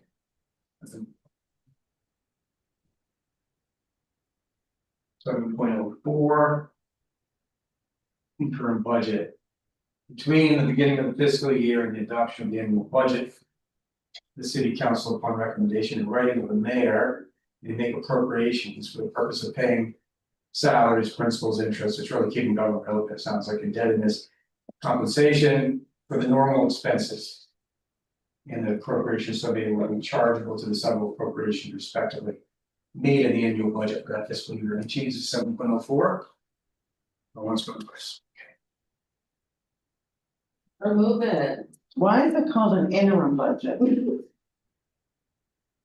It's basically a catch-all, like in case there's a breakdown in the process, they have the ability to.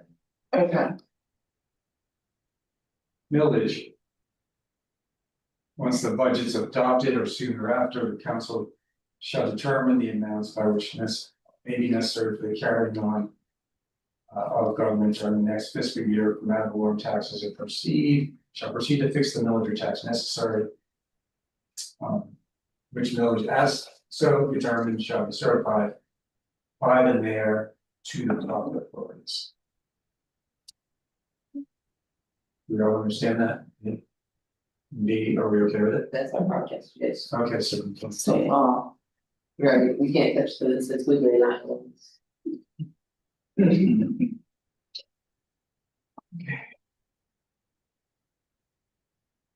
Seven zero six, nothing in this charter shall be construed as prohibiting city council upon recommendation or approval of the mayor from raising revenues from taxes or other sources from time to time as the occasion requires for municipal purposes when the same have not been provided for the last preceding annual budget. It sounds like they can use tax dollars to run government needed it, wasn't done the prior year, sounds like. Any changes to 706? Any?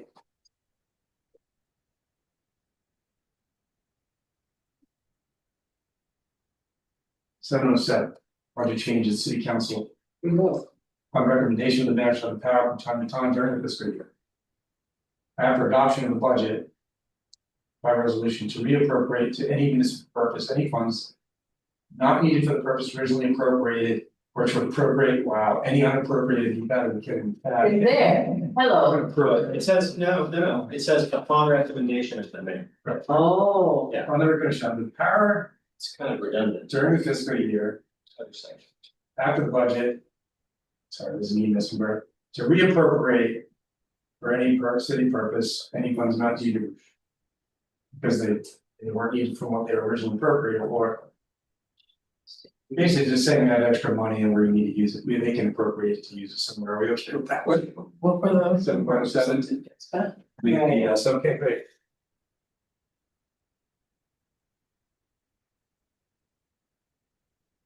Last one, 7. Of course, that's this one. Okay. Diversion of funds. You can't divert funds raised by taxation to settle bonds other than that which they were meant to be used for. I'm summarizing it that way, you guys can read this, any changes. The 7.08. I got one very stressful. So that project alone.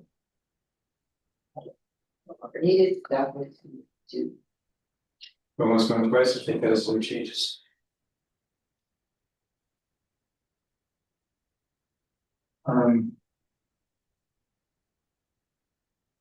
Depositories and disbursements. All right, all of the money belonging to the city. Which can come into the hands of any officer of the city by virtue of such office.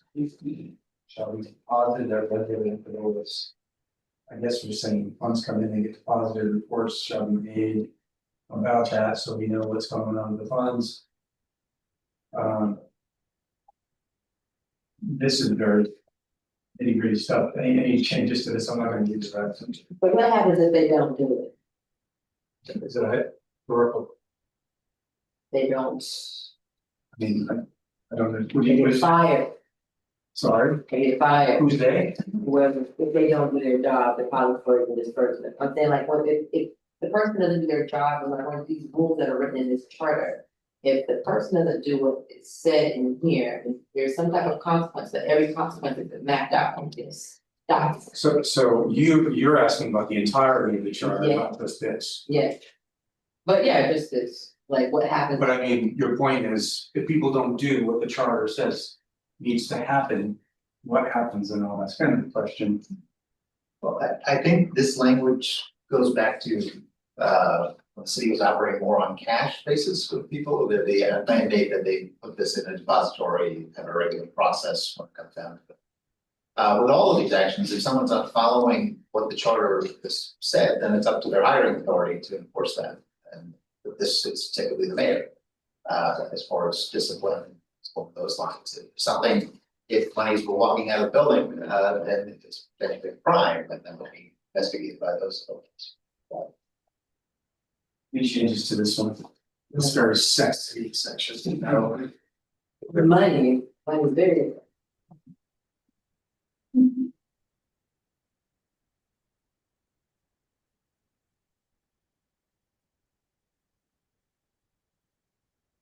Investment of funds.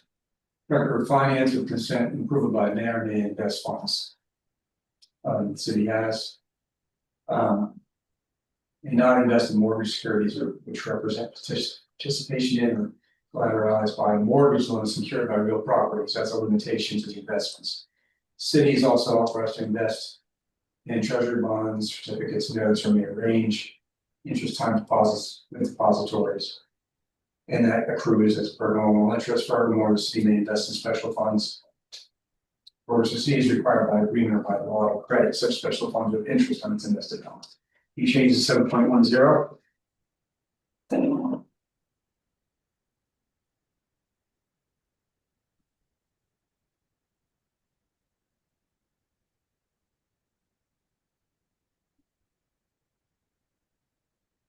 I'm gonna do audits and take a quick break, if it's okay with you guys.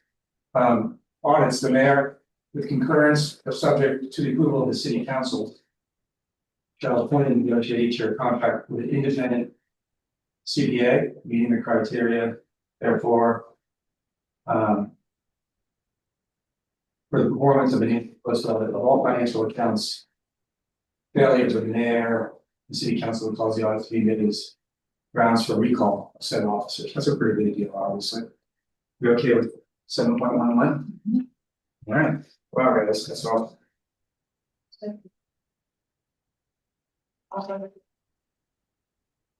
So we take a 10-minute break. I'd like one if that's okay. Sure. And then we'll jump into 8, which. So if we're gonna jump into A, just know I didn't. 6 and 7. So I'm fine, but I'm gonna have to read it. Understood. Tell you what, if we feel like as we're getting into this, that it really does require more homework. You guys tell me what you want to do. We'll read it very quickly. I was basing it on our progress before, but now let's see. But let's take a few minutes, take a break, and then we'll come back. And if you even need a couple more minutes to kind of scan this quickly. Pretty well. So, is that okay? Okay, yeah. Thank you. I regret it. I didn't actually know the things. Yeah. Yeah. Well, I'm saying that was getting, I gotta read it. Standard. Oh. With Jason. We worked through. I don't.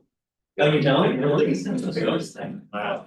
I feel like maybe there's just like a bubble of house into when you have something else. Old lockers, grassroots, or something, it's got a lot of, obviously it's got a lot of institutional people. Yeah, I also, I think it's.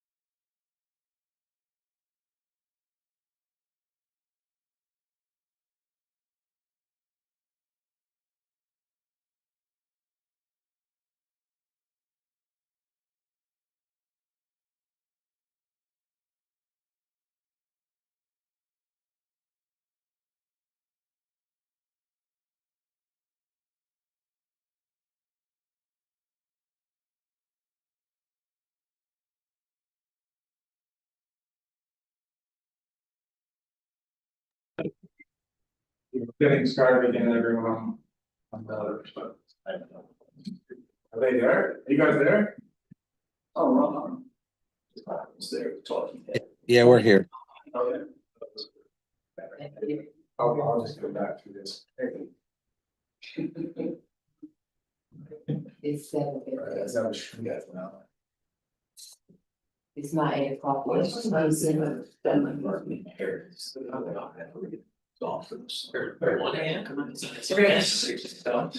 back to the others. Just like to use my memory shit. Well, you're good on that. Notes you get around about. Thank you for the break. I saved. We'll tap it that too. We are. In a section, of course, you guys didn't get a chance to probably prepare for. Let's see how it goes. We're good. Yeah. Excellent. Not bad. Alright, we are now in section 8, which is awesome. So jump in, this is contracts and bidding. 801, every contract made by the city should be approved by council with recommendation, upon the recommendation by the mayor, signed by the mayor and tested, in the official city seal of text. So basically, the mayor brings those contracts to council, council approves, so we go, okay, with it, put on one. Okay.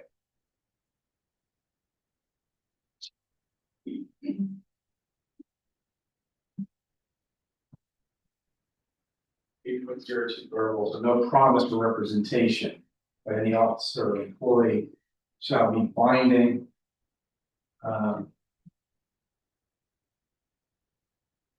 Unless ratified in an actual contract, that is, or permanent license approval consent, so really what they're saying is. You can say it doesn't mean anything, it has to be a contract, just the official. Yeah, so we're thinking the same changes.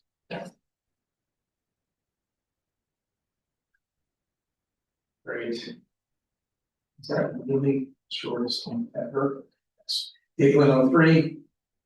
Any contract in violation of our conflict with this charter, any ordinance of the city shall be void.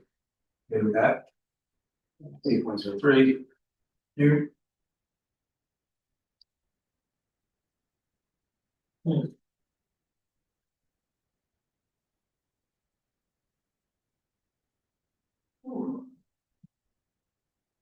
Buckle up, here we go. This is all around competitive bidding, procurement. I'm not gonna read all this, guys, but It's a state name too, so. so competitive procurement methods exactly. Again, guys, take a minute and look at this over what's in front of you. Any issues with any of this, it's really long, I'm sorry to read it. I'll leave it right here for those who don't have the chart in front of them, tell me when you need still. You can see it.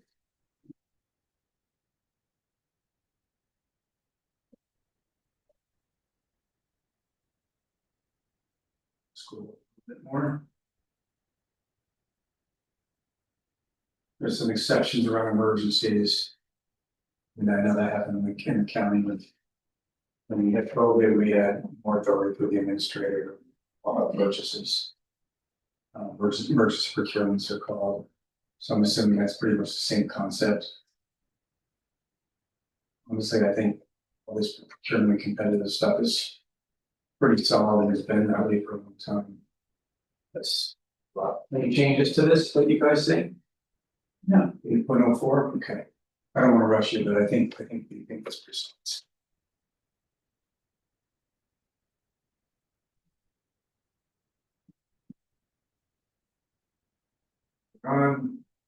Supplemental provisions 8.05, so basically it's saying apparatus, if no bids are received. Was originally advertised. More bids are the same, or was received a contract may be awarded to one of the bidders. Or bids susceptible to appointment. Where the bids are for machinery equipment. So again, it gives you flexibility depending on how things come through this solicitation process. Any changes to 8.05? Okay, look at 06 when I'm doing that. There you go, good going. 8.06. Splitting. No contract or purchase shall be split for the purpose of avoiding competitive bidding. Get that. Look at 8.7.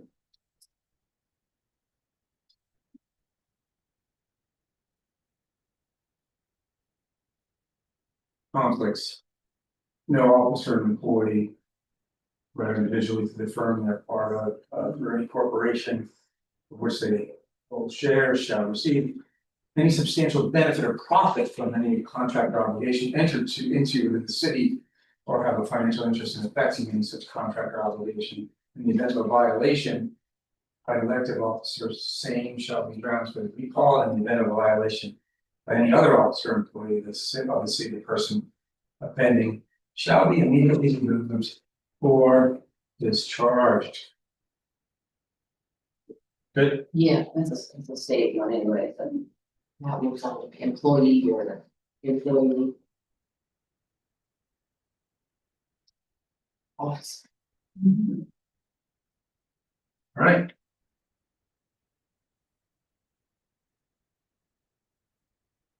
Okay. Let me just do a check one with you guys. I mean, I think we're cruising. Do you want to go? Do you want to keep trucking or do you want an earlier night, since I have a feeling, and I'm not presuming again, that a lot of these will be fairly quick. I'm good to the bitter end if you are for today. It's up to you. Keep going. Yeah. Okay. Okay, boards, over on 9.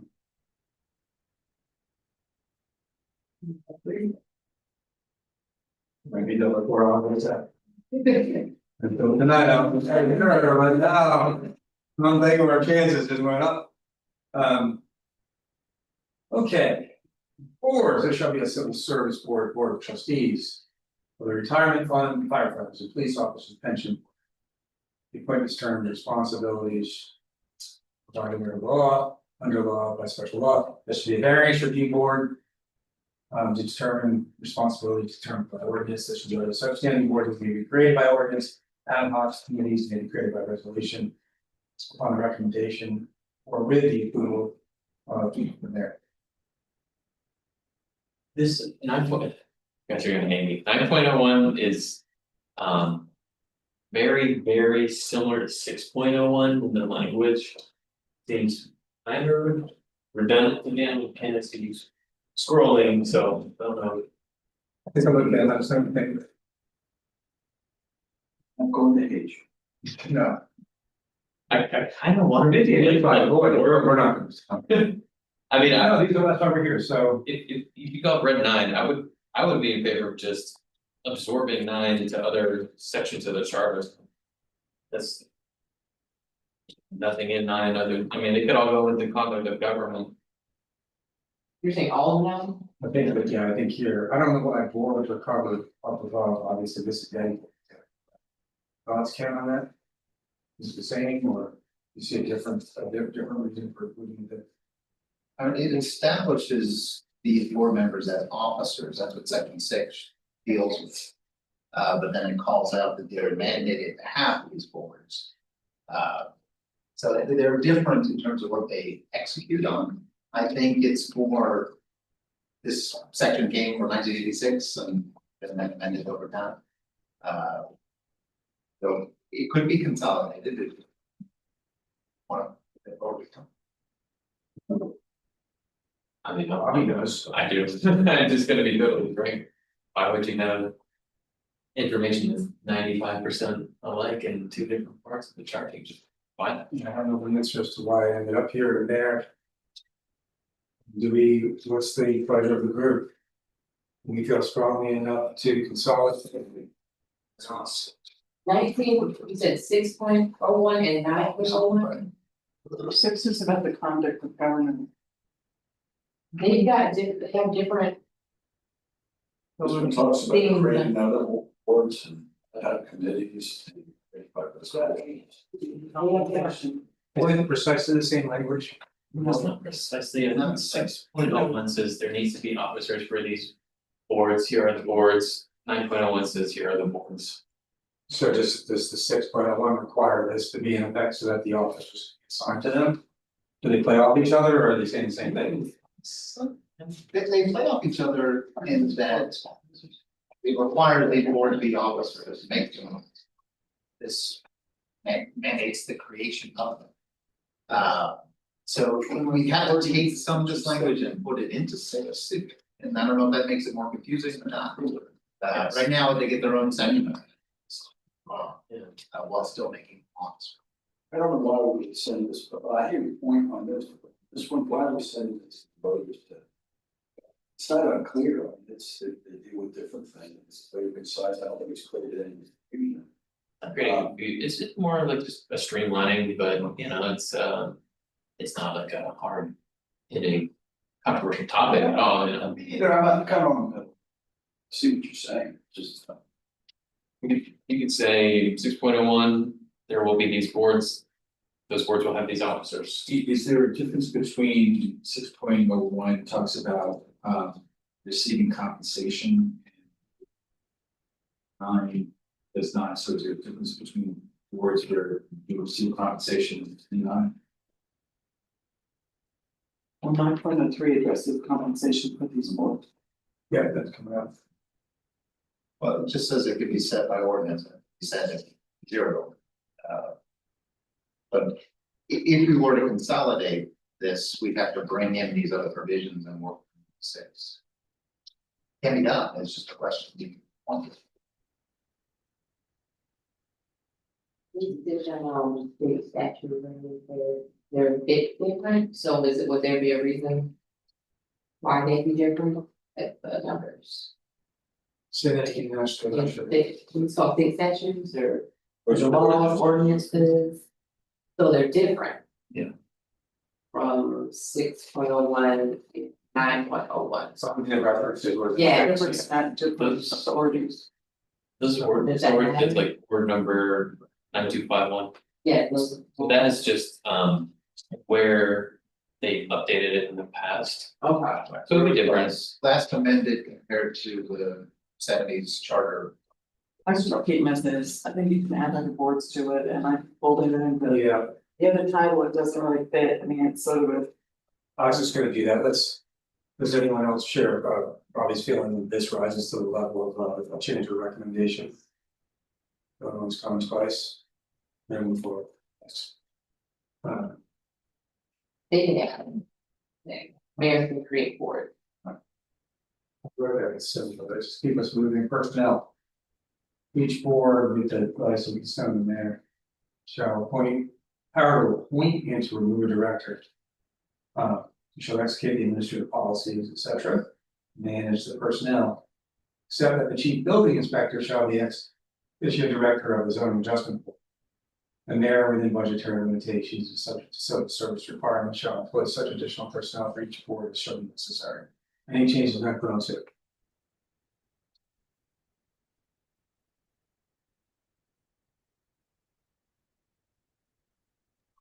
I mean, I'm sorry, Everybody.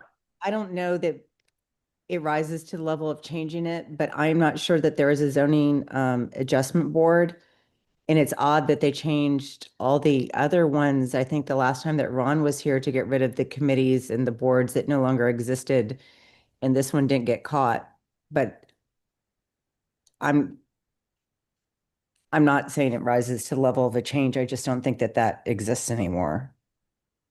Well, or that the building officio is the ex officio. There's a variance review board. And that's referenced in a different section. If it seemed like it doesn't exist, We should clean it up. clean it up. Rebecca, I would clean it up. It doesn't exist, it should be on there.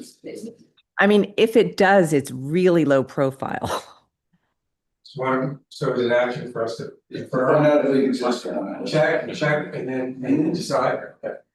So we're looking at this zoning adjustment board, so action is to. I do think we should talk about zoning. I mean, at Kendrick meeting, say, what do the residents have challenges with? I'm not sure the zoning is, it's not in the charter.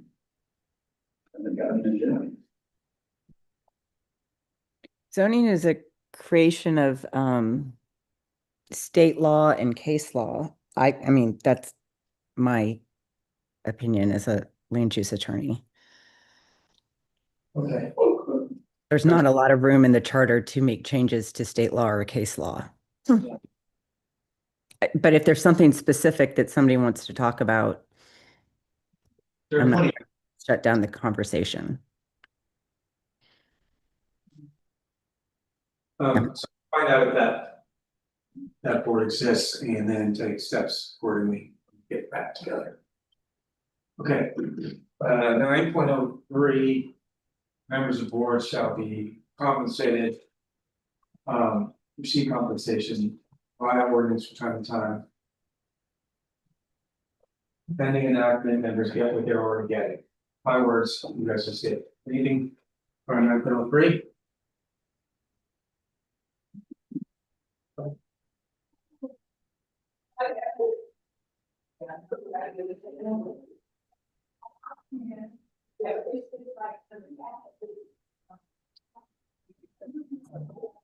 Wow, we're at 10.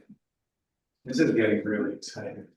I'm just saying, that slow roll and whoo.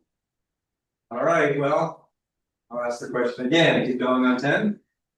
I think we've had too much discussion, and it's been great discussion, but we can kind of, steamroll over a bunch of things. When we get some harder decisions, it's kind of like, okay, we already talked about that. Yeah. We've already discussed that.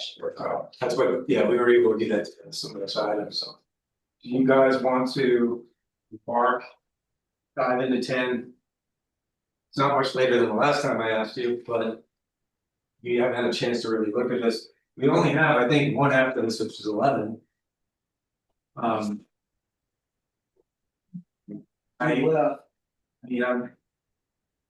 up to you guys. I mean, we normally, I keep on with them pushing. We've got a lot done today. We have some action items.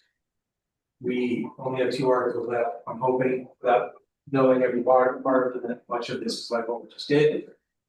So I'm thinking maybe an early end and then we get back together in 2 weeks. Clean up the rest. Might be able to come pretty close to finishing, but after what we just did, I feel pretty good, but I don't want to speak to you. Is that okay? Please. I think they would be. That's about me, but okay. And that's somebody you want to push on. Just a quick comment about Yeah. that. Yeah. Because I think 10 does have a pretty pertinent section in it, which deals with a special, with a bunch of special elections. And we had a really recent example of that, and I know probably some people here were following along with the special election race. I think there was a good fire for understanding what went well and what didn't go well. So just to point that out, that was a pretty recent example, so talk to people about it. Yeah, but I would also say there's nothing stopping any of you guys, if you want to chase down some things to help with what we're about to talk about, send them to me and I'll go do that. Or can we? So probably to your point, if there's something specific, let's get ahead of it and maybe bring something to the party and get back together. As opposed to being in the same place we are now and having to do it anyway. So that goes for anyone. If anyone wants us to do a dig, I mean, obviously do it sooner rather than later, 2 weeks is quick. But if you can, we can turn it on pretty quickly. Hopefully get those answers and get back to you, so. Okay, so we will do that. Rebecca and Ron, we're going to adjourn here in a minute. Oh, no, we said, hold on, did we vote? No, yeah, I was. That's not a business. I didn't get any good when I said to you. Cause you was going like this the whole time. Was. I'm okay. So What? We want to vote on. yeah, I mean, who wants to start? I just wanna make sure you guys have a chance to look at this, I think that's part of it, but Okay, if you all have and you've already read it, 10, yeah. what's that? I do not want to start at 10, yeah. Raise your hand if you want to continue. All right, we're going to not continue. But I will say too, the more you prep for it, it's faster, and if you give me questions in advance, it's faster, and I'll chase down those actions, Ken will too. And by next time, hopefully clean up all the way up to 10. Maybe even get through 10 and 11 or real close, so that's great. We should. I was really thinking we were gonna go right through all this. At this rate, we might be looking at 2 more meetings. If that's what you want, I don't, either way. I wanna get into new business or what. Oh, one more thing on the timetable for the budget. Could we bring in someone from contracts to talk about if city council had a time frame on budget, how that would affect the city issuing contracts for contractors to accomplish projects for contract administration? Yes, Yeah, I need you to say that again, though, because I need to So- understand it. you could go back a few. I guess it's good to say, right? I don't. Where will, yeah, we're talking about city council putting a time frame. Go back to this thing where, Or Q4, could we add to Q4? I mean, I'd love to hear what the group says, but someone from contracts at the city talk about how that might affect city contracts for park improvements or whatever it may be. you're saying so back to council mandating time limits Correct. on projects. Correct. And I'm asking if it would be okay, What's the if negative the one? group says it would be okay. If we could have someone from contract administration come in and talk about how that might affect contracts the city has with contractors for projects. I mean, if city council is gonna say, hey, we have a time limit on this project being done for these funds allocated, I think we should probably hear from someone at the city staff level to talk about how that could affect contractors bidding jobs. I think it's broader than contracts. It's your project managers. It's contracts are part of the project, right? But if the board were to. If the board were to mandate some kind of time frame on this, wouldn't contracts go out and do a procurement to get the job done by the time presumably that. If the council had an authority they wanted it done by, I don't know, maybe the contract administrator would say, hey, if you put a time frame on, I'm gonna have half the amount of viable contractors that could do this work. you know, I so just ask for somebody, if I could add. I just wanted to bring it up before we moved on to. Yeah, this is the serve the pool of qualified people to do the work, Yes, if you set line limits, I mean, it's sort of. There have to be places that incent this, because it's the only way you get government to do work legally with going through these processes. Quickly, and I know when I was a contractor running a contract business that was LD, so you missed the deadline, you were paying liquidated damages, and that incentivized you to get the project done. In real time, and then you had incentives if you got it done early, so. I don't know, I mean, it just strikes me as there's some ways to maybe think about government differently, and that is, I think it's worth talking to the contract person and find out. How it would affect the bidding process. is anyone else, is that cool? I mean, otherwise, Allison's fine, of course, but. I think it's gonna see the perspective. More information. There's always, yeah. Positive. Do you want to broaden the question? I just don't, a narrow question, making a narrow answer. Contracts is but part of what that could cause, and I don't know if you're interested in. Other projects. But every project needs, if it's approved, it needs a contract, right? After approval, right, that follows. Right. You So, go out to bid, you figure out how you can get the work, even the time frame may change when you find out who's available, what their capacity is. You do your detailed planning, all that would shift the dates by virtue so of. the contractor would drive it. That be, the contracts, It's multiple departments. like Abby was the director of. Would, Depends on the contract. Yeah. it depends on the project. Right. So if it's a CCNA statute, that would be contract administration. Maybe we start with Allison and then, Procurement, it's a different department, just. okay. I guess we can start with Allison, and if we need more, we can go from there. Allison's last name and role. she's one of those. Cuban, Oh, this there, we have that. Yeah, yeah, So start with that and see where we go. sure. Okay, so I think so too, because that makes sense. All right.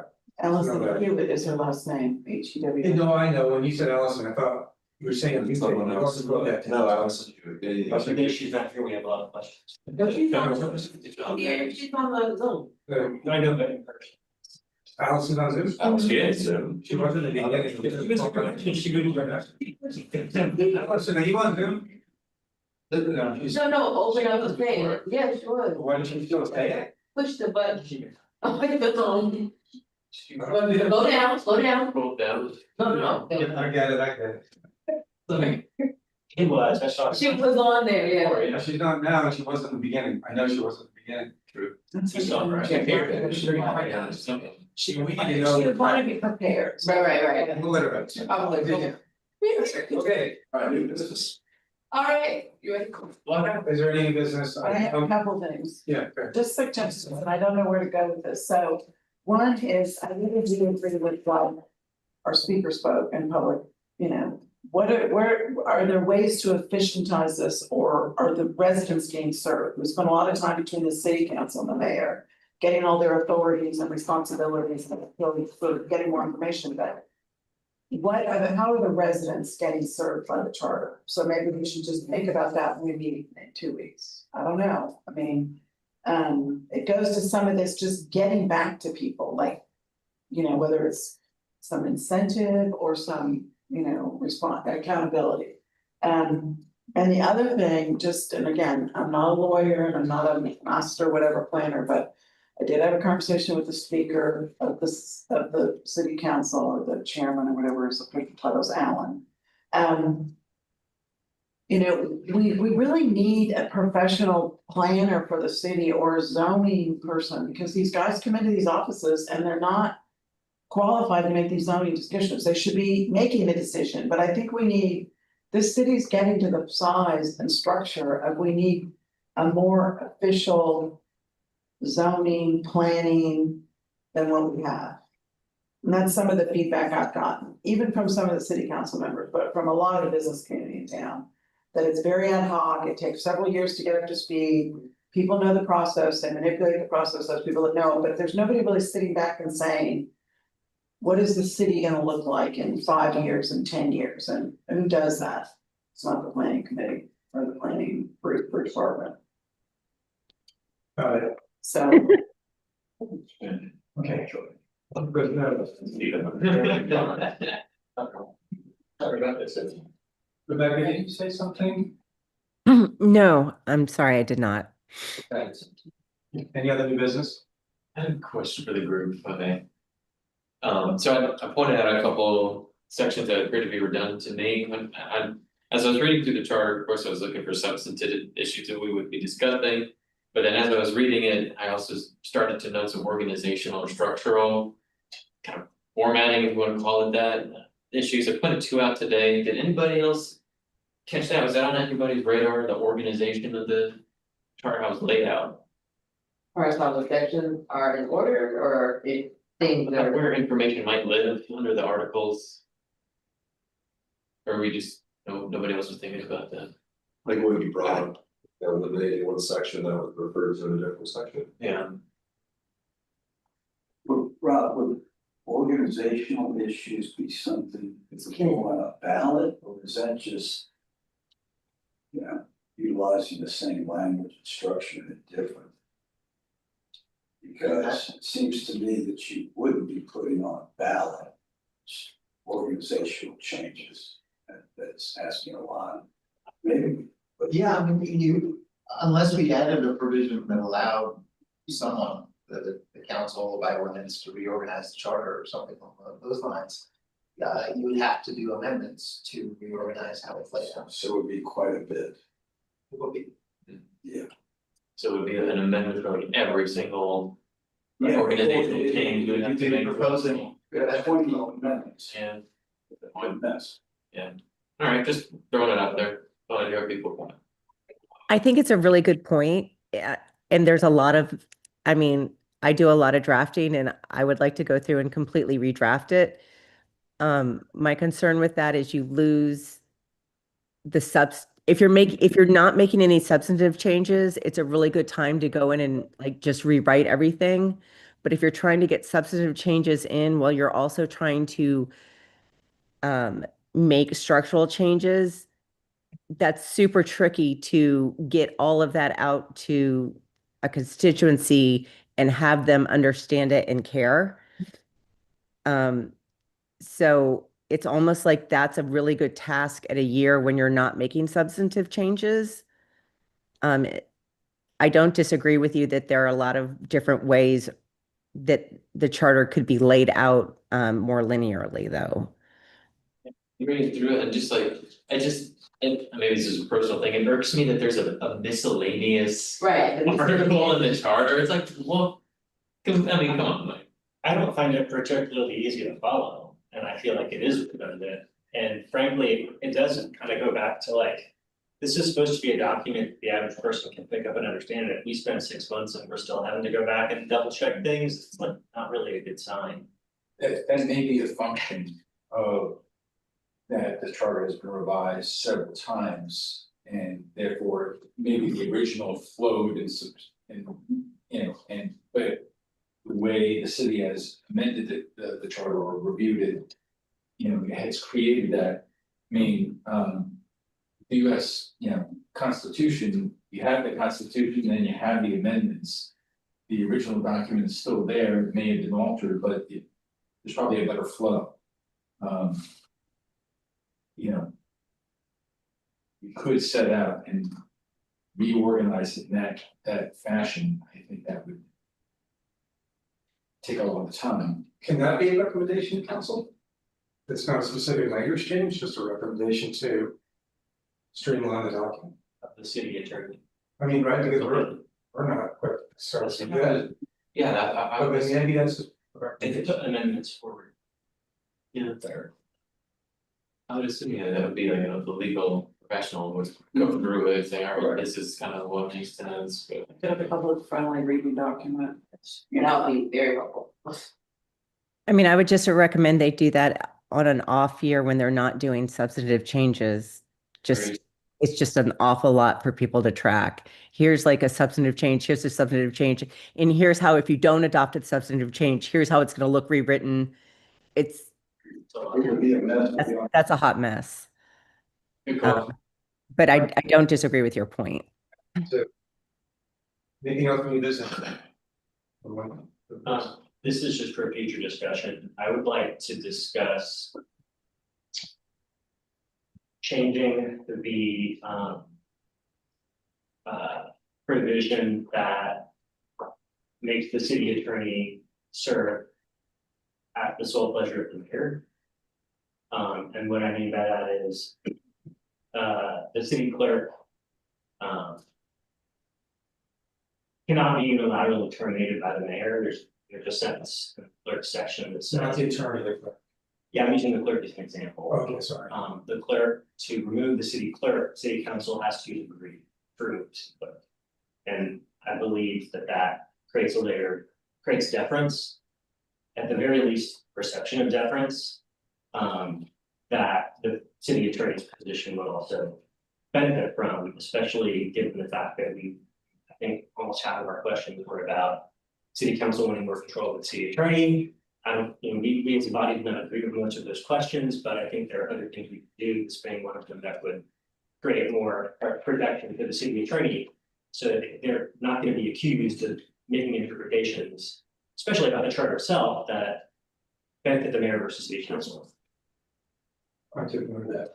We don't have to discuss it now, but just putting it on the record There that. might be other, that may work into some of the other discussions, like one of the public comments too, around a mutual third party for escalated issues too, so that could be part of that. Good, got it, this is good. I'd also encourage you to consider that last time we talked about all those public comments, things like requiring one council meeting a month to be at night so that two people can attend. Don't forget that, we can skip it, but I guess you guys may decide some of that results and recommendations for the council as well. So please take a look at that, and new business. But what's the action, how do you? Cause that is a big deal, the evening. We should call by discussion each of the items that the public brought to us. Okay. And up and down. Okay. Yeah, I had some, Meeting, a wholesome conversation about that one. okay, so. I'll make sure to set an agenda item for that discussion. You guys need to go back and really think about what we covered before and what you've heard here. And decide which ones you really want to propose to the group that, we do something. Because somebody may say, yeah, no, that was it. Any other business before our chair adjourns the meeting, okay? Motion to adjourn. Second. It's been moved and probably seconded. I am to adjourn meeting adjourned at, oh Lord. 8:27. Thank you guys, so it's got a really far.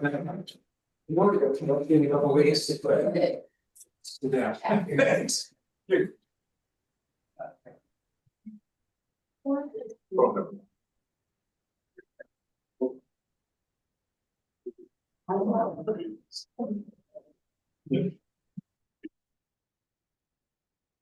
Right.